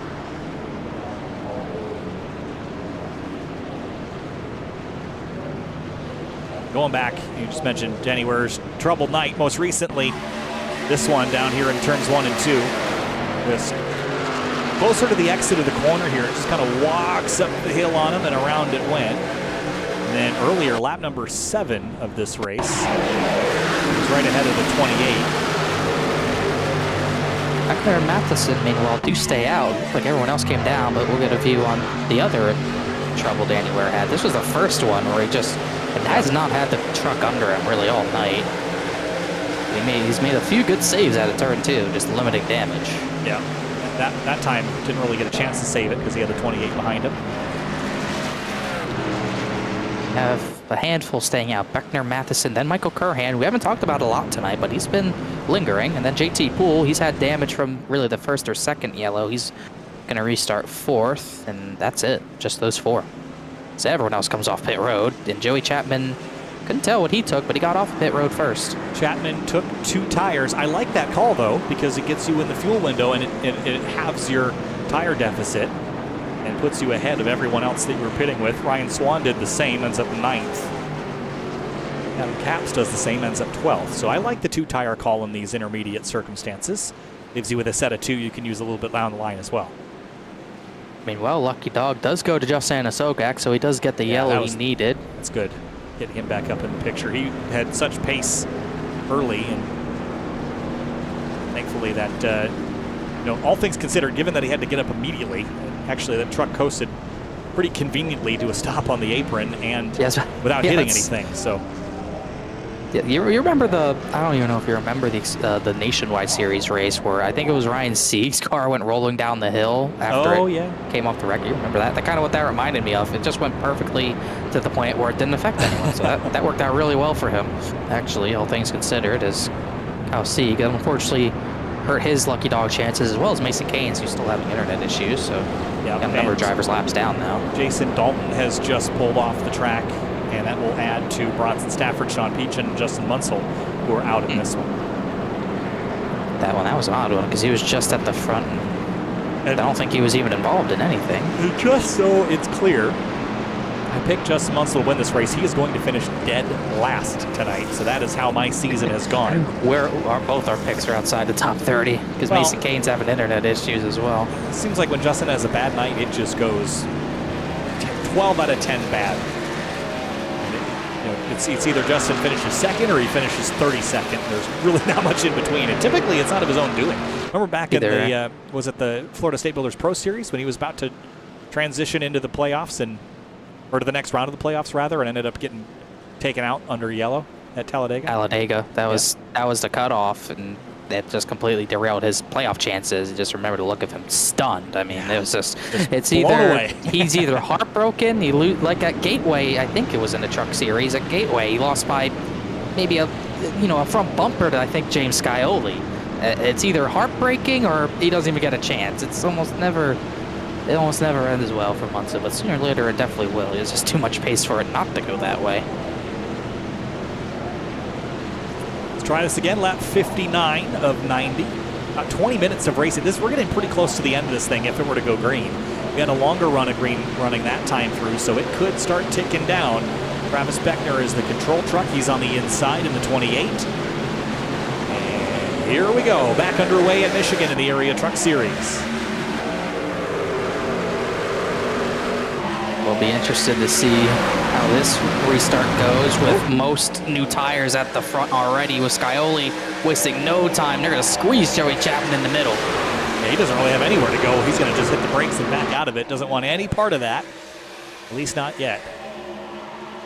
Here goes Jacob Bell 3 wide. Beckner's going to block the middle. Curran's having none of that. Now he blocks his teammate at the top side. Scioli and Curran almost had to come together because of that. They're getting aggressive trying to keep the track position, because if they get in the dirty air and old tires, it's going to be a little bit more tough. As Matheson wiggled, as they're still 3 wide tight. They're going to go 4. They're blocking almost into the grass on the front stretch. Oh, this is not going to work out well. They're not going to get spotter calls for this on the run down to turn 1, so hope they're paying attention out the right side windows. Jacob Bell, there's no way he makes this corner like this. They're going to have to. Joey Chapman backs out. JT pulls up the truck. They made it work somehow, and Beckner kept the lead out of all that. Spin, Dylan Lee cautions out. Single truck spin again out of turn 2. The trouble spot tonight for sure is that exit.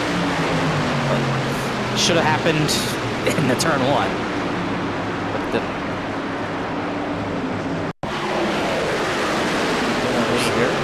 same spot as the 49. Just nothing. No grip at that point of the track for some trucks, I suppose. Had only marked earlier. This was our first big slip. This was lap 3. This didn't cause a yellow, but right here, this is when he kind of washed up into the 0-1 and saved it. Look how much load he had on that left side tire. He has 3 tires on the ground, basically. Yeah. Unfortunately, that one brings out a yellow, so he'll get his first EOL. That's our 9th caution of tonight. This is not going well, is it? It's kind of shocking because we're actually close to our last season's count, and that was like the end of a world. But well, it was the end of the world. We should clarify that it was the end of the world because of how that season was going. Well, that and the kinds of incidents that we were seeing, it was just people driving into each other. Like, it was not even like, and then people crashing under caution. There was a whole bunch of things that led to that one. Yeah, being there's a lot. This numbers 38 green flag laps out of 62. It just definitely feels like this has been better. It's just still just had a lot of cautions that have kind of broken up some of the action. As we'll see if these Miller teammates come down this time. Yeah, so they'll cut their losses, which is really surprising to me. It's like 5 cars pit every yellow, and it feels like everyone's pit 47 times, but they've only actually pit 3 times.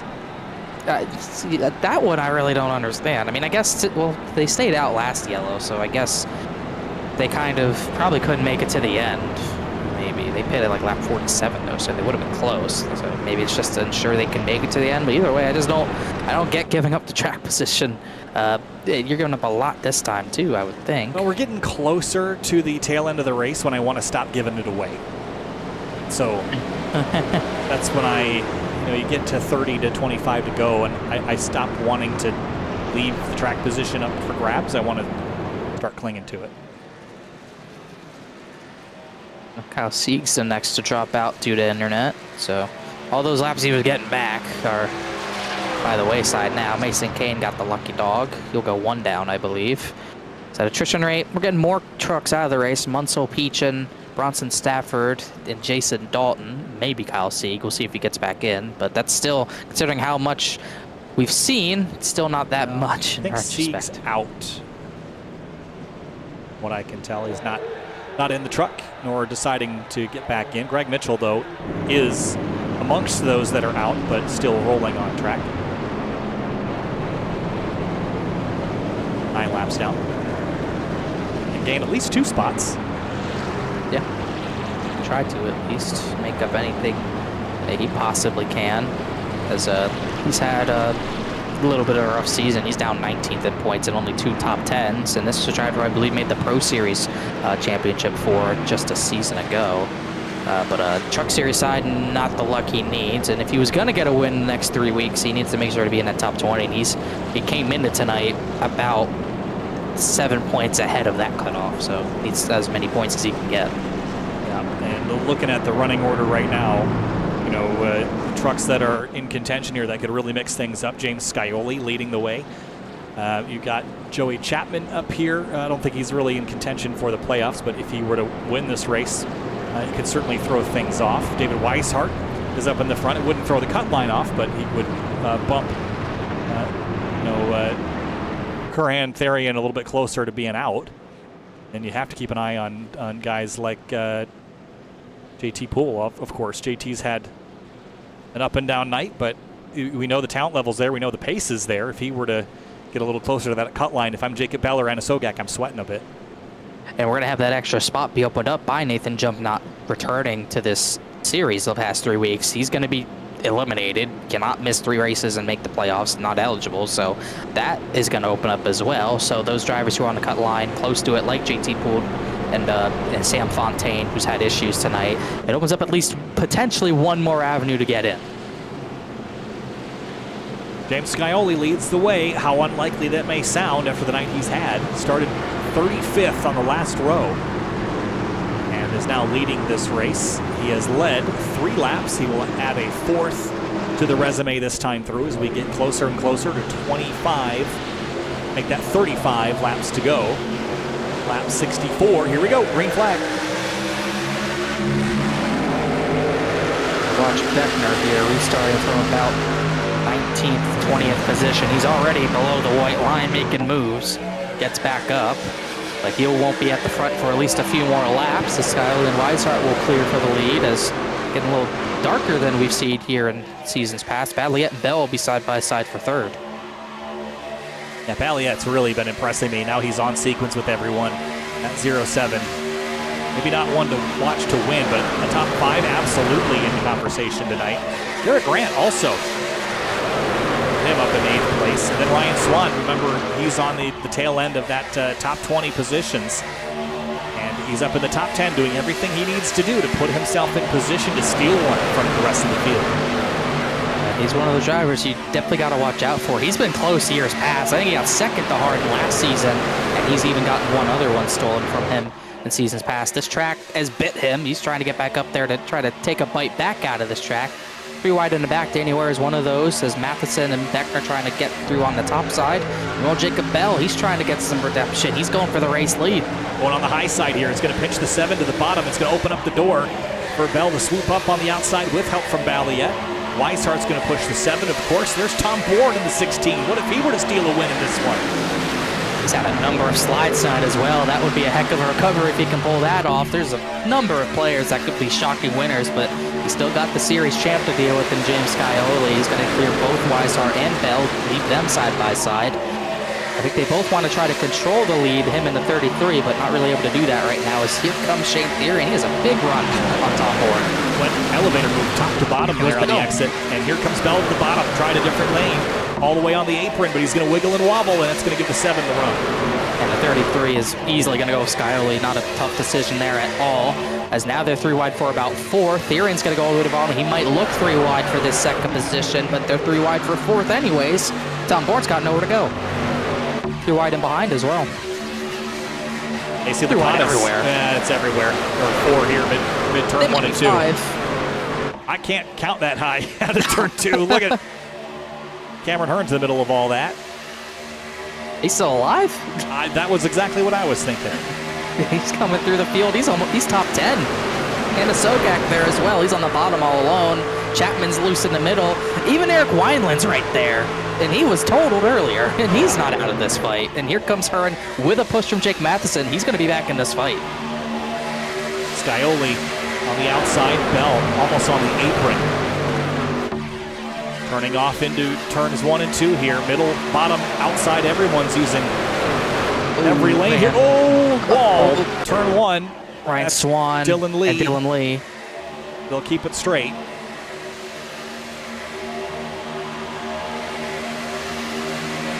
Oh boy, this is something else. Unlikely players at the front here. Tom Bourne and Balliet and Shane Wolf and Lakatos. Hey, Casey's had a really good night. He's been up here more than he's not. Even the guys that have been up front but are just climbing back are shocking. I don't know how Cameron Hearn's almost top 10. Matheson's not too surprising. Eric Weiland was destroyed. He's back up there. Even Gary Waterworth's not out of this. This is just crazy stuff. Yeah, it's like mixing up pretty interesting concoction for the last 30 or so laps of this race. Scioli leads down the backstretch. Here's a little fight bit deeper in the field. Michael Curhan, Eric Wineland, Gary Waterworth, as you mentioned, and then there's Joey Chapman back here. This is battle for 14th. And I'm not going to jinx anything, but this is a good battle right now, like you said, for about this 14th position. Got her! Joey Chapman has been elected to hit pit lane. Well, that's one way to end a good run for the time being. Looks like he got loose on his own out of 4, and I don't think Danny Ware could do anything about that. Oh, but either the way, 16 sideways. And he's not done yet. No. It seems like we get to a point in the run where you just don't have grip on exit, and we're back to that point. Now Hearn and Beckner are door slamming. No love lost between those two as well, and Anna Sogak's kind of on the, I would say he's in the middle of it. He's on the bottom of it, actually. Yeah, you don't want to be between these two, I'll tell you that. No. Boy. They're going to end up together, though. The 16 is just out of control right now. He's got no grip. Oh, we don't got room for 4 wide. Bourne's going to block Hearn, and they're going to go 4 wide. And they're not giving a lot of room while doing 4 wide either. And now it looks like Bourne gets back clear. Scioli's still leading Weishart and Balliet. Well, this goes crazy back here. Cameron's not waiting around. He's certainly not going to let the 28 get away with this, so he's going to sneak up to the outside behind the 16, who somehow coalesced that. Oh, he's going to side draft the 28 big time, too. Boy. Gosh. Furthest up on new tires is Matheson. He's just passing James Shanewolf for the 7th position, so he doesn't have Beckner with him this time to push him, though, so he's going to have to get this lead all on his own, or he just waits for Beckner to get up there. That's one scenario as well. He gets by Lakatos at the same time. Bryce Senesac had a big moment in turns 3 and 4. This pack, I think, is where the excitement's going to be. Garrett Grant, Beckner, Bourne, Hearn, Anna Sogak, Curhan, and Wineland. Flirting. They're like barely 3 wide. Hope they all know how close it is as they clear Tom Bourne. Now Grant's got the run on Beckner. 28 just can't clear without that help. So it's going to take him a little longer. Meanwhile, Matheson, he's outside Therian for 5th. He's outside Jacob Bell as well for 4th. Now they're 3 wide, and that 52's charging. Yeah, he's coming and coming quick. 18 laps to go this time by Scioli. was nose to tail with Weishart a moment ago, but as long as they're nose to tail, I don't think there'll be as much volatility as when that 52 gets up there, then it's game on.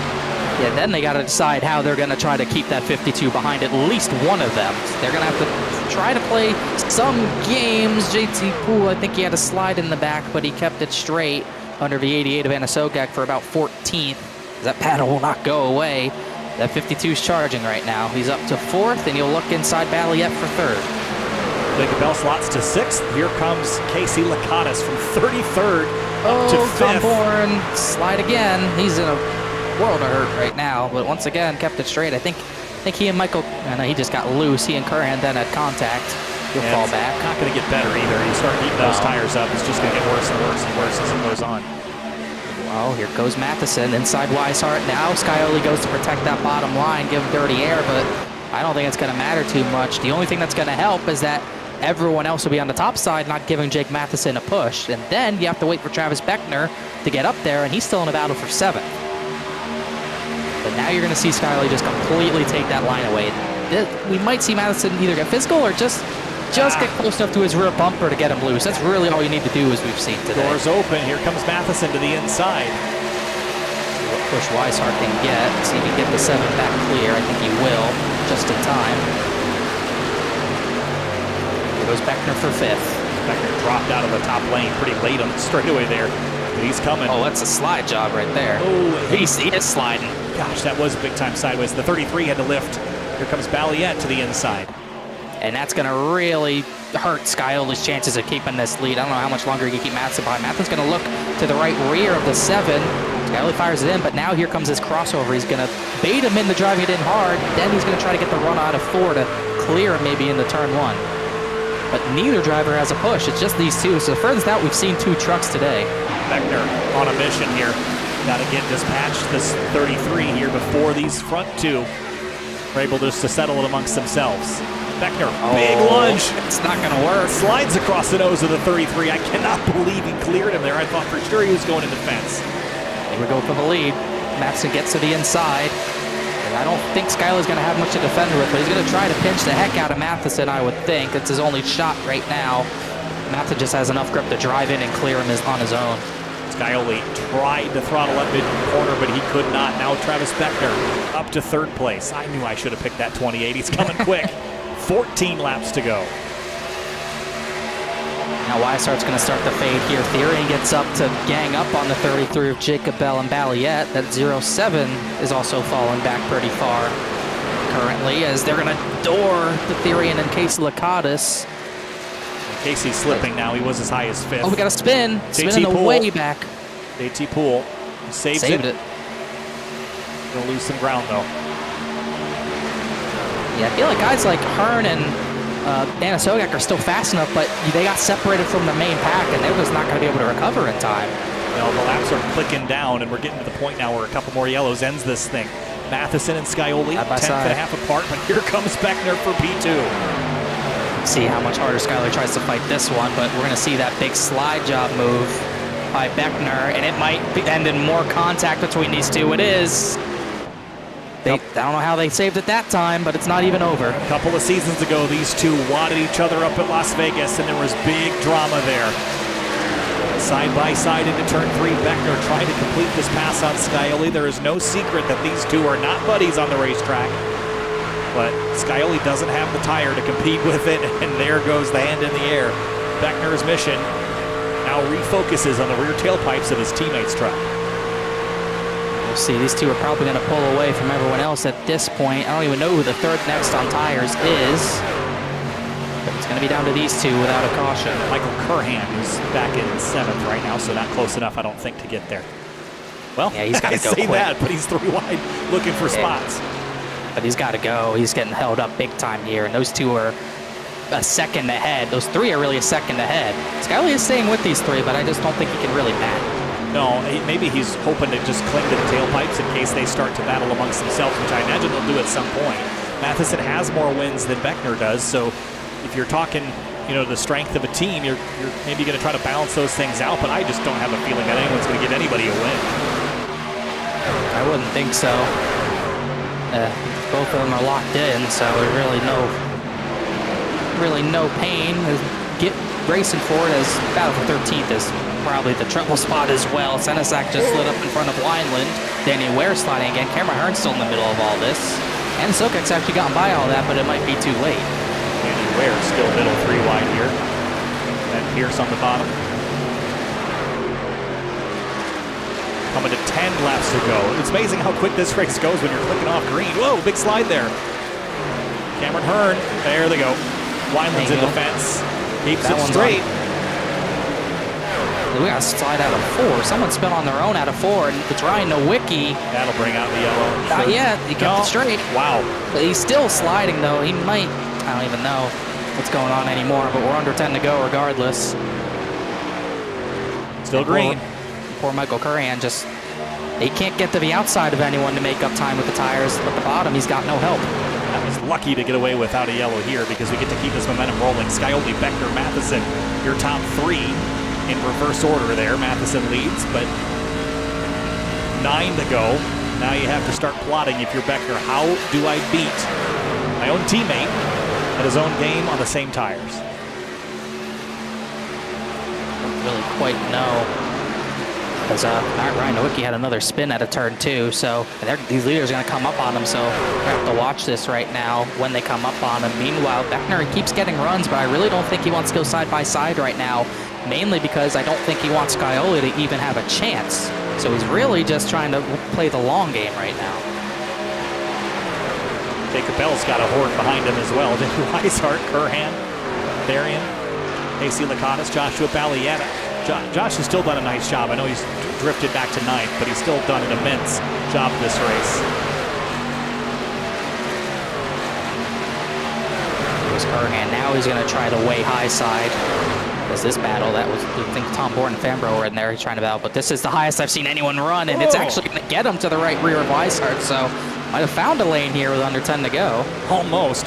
Weishart almost found it at the same exact moment at the exit of turn 2. Almost found the racing gods. That could have been bad, but Curran couldn't get enough of a run to really get fully alongside, but this time he does. Now he'll have help from Therian, and now the 33 might be going backwards here as Jacob Bell gets at least a little bit of a gap, but definitely still losing to those top 3. They have broken away now, 1.2 seconds clear, 7 laps to go. It almost looks like Beckner's tires are, I can't tell if they're giving out or he's playing games, but it doesn't seem like he can really get close enough to Matheson to have a look. Oh, slide, turn 2. Danny Ware. Save that one.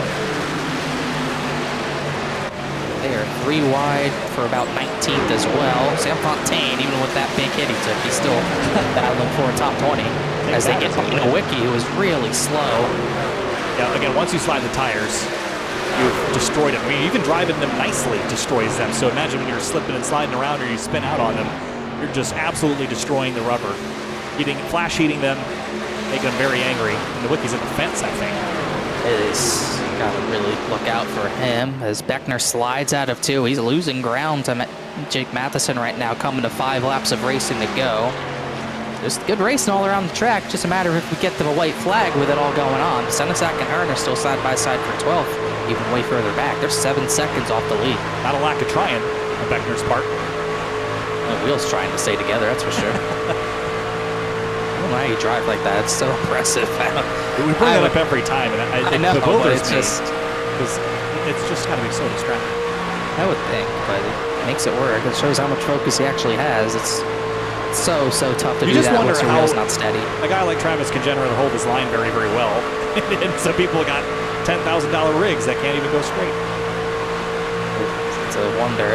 Now we're at 4.5 laps to go. He's close to Jake, but I just don't think he's going to make this move. He can't get enough of a run to even get alongside currently. No, I think if this isn't your teammate, I think you make the move, but he's your teammate. So if you're going to go into that corner, maybe 70-30 shot, you come out the other side in one piece, I don't think you make that move. But if it's 70-30 and it's not your teammate, absolutely I'm going for it. See here, and I'm just going to shove him with 4 to go. And especially if it was another teammate in 3rd, I think he'd battle more here, but it's James Scioli. And they already don't see eye to eye. So, well, I think he's going to leave this to the very end just so he can't get past. But I said we got to spin, Nowicki's around, and that one's going to bring out their caution.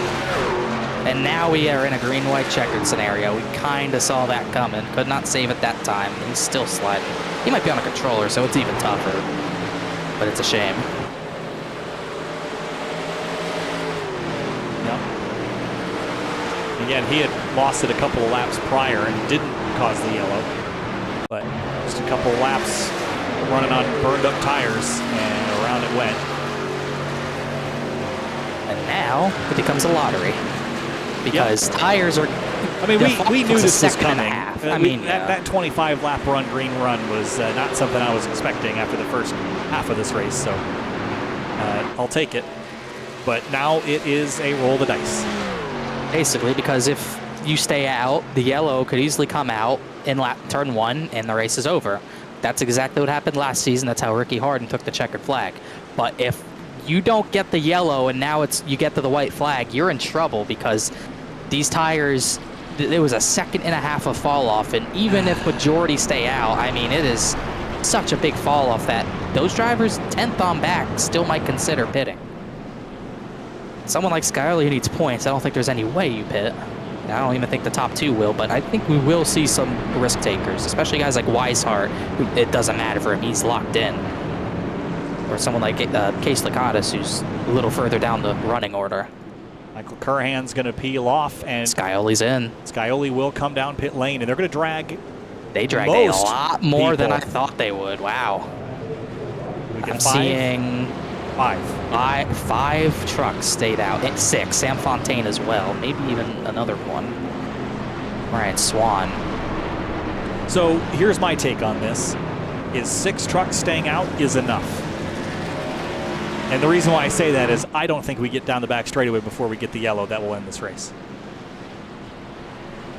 It's going to be really tough to do so. If we get it to turn 3 and we don't get a crash, then you're in trouble. Then you're in trouble. Stayed out. But I feel like the probability is very low. And we're gonna see drivers on new tires go 3 and 4 wide, and we're gonna see the drivers, even though it's a restart, you're usually probably gonna be full throttle through 1 and 2 anyways. Even those drivers on old tires, you're probably going to see sliding. Even the drivers on new tires, they're gonna be cold. You're gonna see sliding. This is going to be very, very tough to get through 2 turns without a crash, let alone 4. We'll see what can be done here. We're overtime in the Area Truck Series. Race fans, winter is here. Bundle up this season with shop.areairacing.com and shop from our selections of champion hoodies, jackets, and sweatshirts. Easier to shop, quicker to ship, better to wear. That's shop.areairacing.com. And today, Area announced a partnership with Factor Meals. Boost your race day experience with 50% off your first Factor box and free wellness shots for life. Use the sign-up link on the Area iRacing Twitter at Area iRacing to learn more. All right. My pick's still dead last. Let's see how things pan out here, though. And Mason King got a lucky dog, but he's on the lead lap now. You never know. Doing better than I am. 1 to green. You never know. And this is overtime. We are now working lap 90 of 92 of originally scheduled 90. So this is our one and only attempt at a green-white checker. If the caution comes out before the white, game over, race ends. If we get to the white, the next flag, which will be the checker, will end the race. If that yellow was 2 laps earlier, I think those would have been it would have been a lot of different decisions, because then you get 2 restarts max instead of 1. So I think that changed a lot of people's opinions. We got 7 stayed out. I think Ryan Swan's up there. He's 7th. So 7 stayed out. Skyler's on 4 from 8th. Bryce Senesac, he might be on 2 tires, but Curhan was up there definitely on 4. Yeah, I agree with you. I think had that been a few laps earlier, would have changed some things. But now you've made your bed, and it's time to lay in it. And Jake Matheson has arguably been probably the quickest truck tonight. But is it going to matter on this restart? Teammate Travis Beckner to the outside. Keep an eye on Jacob Bell. He's been aggressive on the restarts as well. And could he sneak in and steal one here? It's going to be tough to do so. We know these 2 teammates are probably going to time it to the point where they can get a jump on everyone else, which will help even if it does go green. So we'll see what happens in the turn 1. It's going to be the trouble spot initially. Travis Beckner on the outside lane. Let's watch him go to work on this restart. 2 laps to go from Michigan. No issues with much tire spinning. Skyler's going to look middle. It's a little surprising to me, but he does get the middle open. But Senesac almost got clear of him. A little contact there between Senesac and Scioli into turn 2. We're 4 wide, we're 5 wide now. Back to 4, back to 3. Skinning it back out as we head down the back straightaway. Here we go. Well, we'll see what happens in turn 3, but here comes Beckner. Here comes Beckner to the inside here. He's got to do this in case they wreck. Then he could maybe get this win if they wreck. But look at the run James Scioli has. He's already side by side for 3rd, and we might make it. We are going to make it, I think. White flag this time through. Beckner leads, but just here comes Scioli in the rear view. Watch Travis. It's David Weishart. To the inside. He's not going to leave him the space. Oh, he's going to turn him. And here comes David Weishart for the lead. Matheson's destroyed. They're all crashing. David Weishart's going to take the lead with Michael Curhan behind. Can Curhan steal this one? Checkered flag coming this time. Weishart weaving on the backstretch. Everybody's in the background trying to find room to race. Curhan arcs it in from the top side to the bottom. Checkered flag waving. It's so close for Curhan. Sideways out of turn 4. They're going to wreck coming to the stripe. Chapman. There we go. And Weishart wins at Michigan. Hellacious accident behind him as the field comes to the checkers. Huge Danny crashes. Winter. Oh my, JT Poole, my gosh. That was, I gotta say, obviously it's kind of a biased opinion with what happened last night, but that was ugly into turn number 1. I mean, can you blame them? I mean, the 7 went down there below the white line. It's the 7's responsibility to blend back up fairly. I don't think that the 28 owed him any room. We will look at it. I don't think the 28 owed him any room down there, Connor, so we'll have to take a look. No, you got a point. I mean, James went down there on his own. Yeah, so watch the 7. He's going to go down here on his own accord. And at this point, he's made his bed, right? But now they're clear, though. That's the problem, is now he's given him the room. And now turns left. 7's on the yellow line. Yeah. I'm not sure much more he could do. Beckner gave him enough room to get back up. But then he just, I mean, you got a lot of room to the 52 as well. Oh, and unfortunately, his teammate gets the worst of that. I don't really like that, but obviously they've had issues.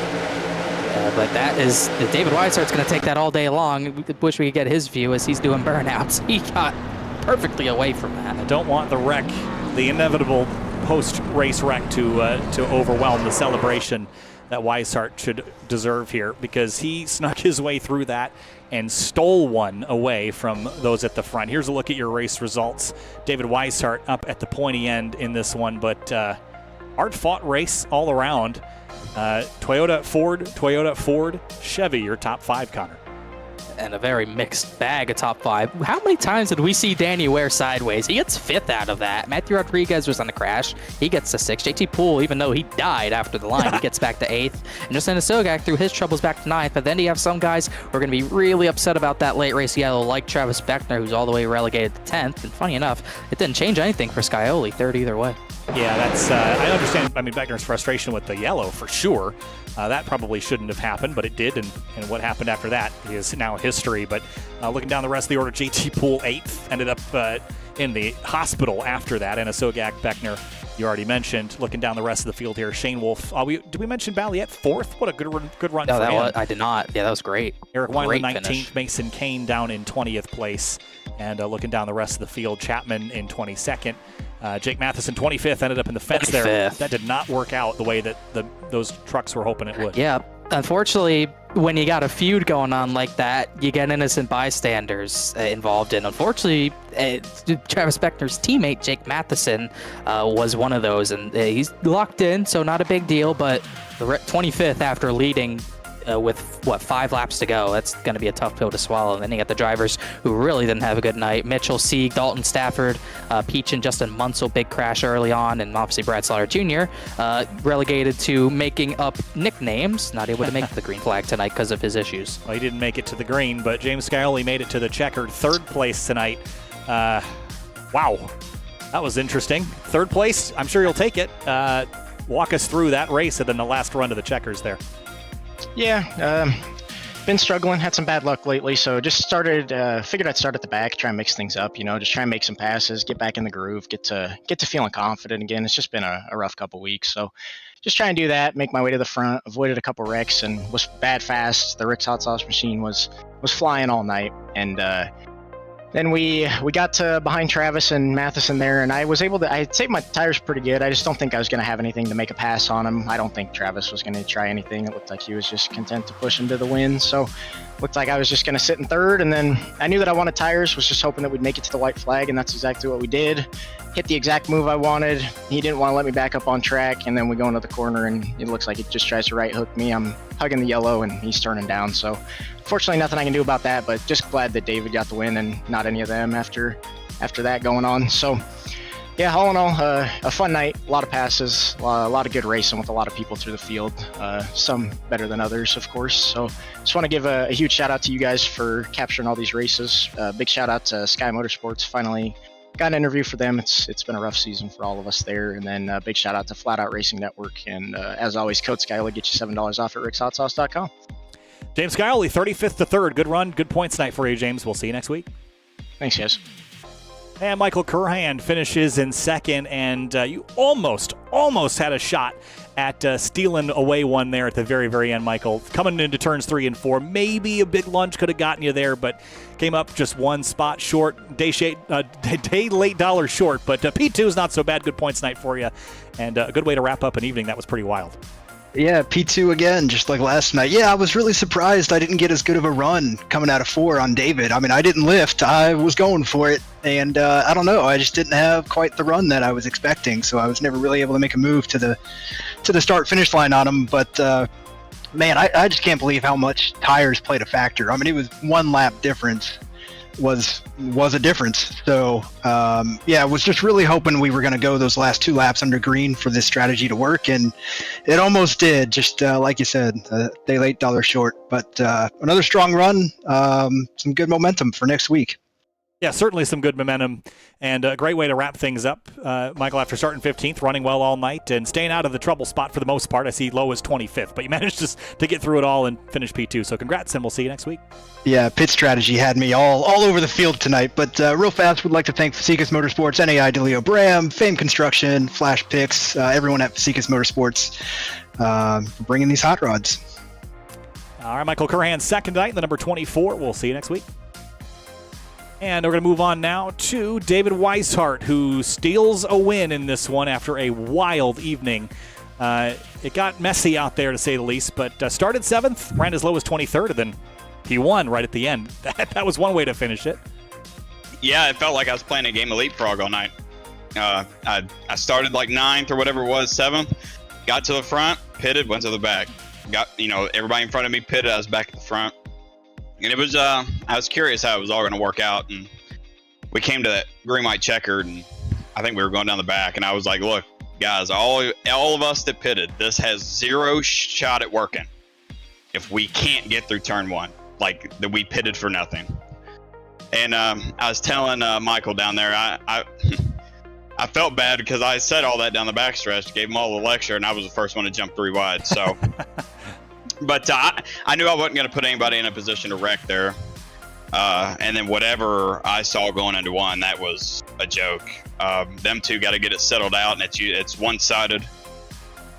But that's got to stop. That's ruining the league. It ruined other people's finishes. But other than that, I hate how that turned out at the end, but glad to come home with the win. Yeah, it certainly was a good way to wrap one up, David. So congratulations on that. It gets you up on the wins leaderboard here and solidify a spot in the playoffs as well. So congratulations on that, and we'll see you next week. All right, thanks, guys. All right, Connor, wrapping things up here from Michigan. Wow.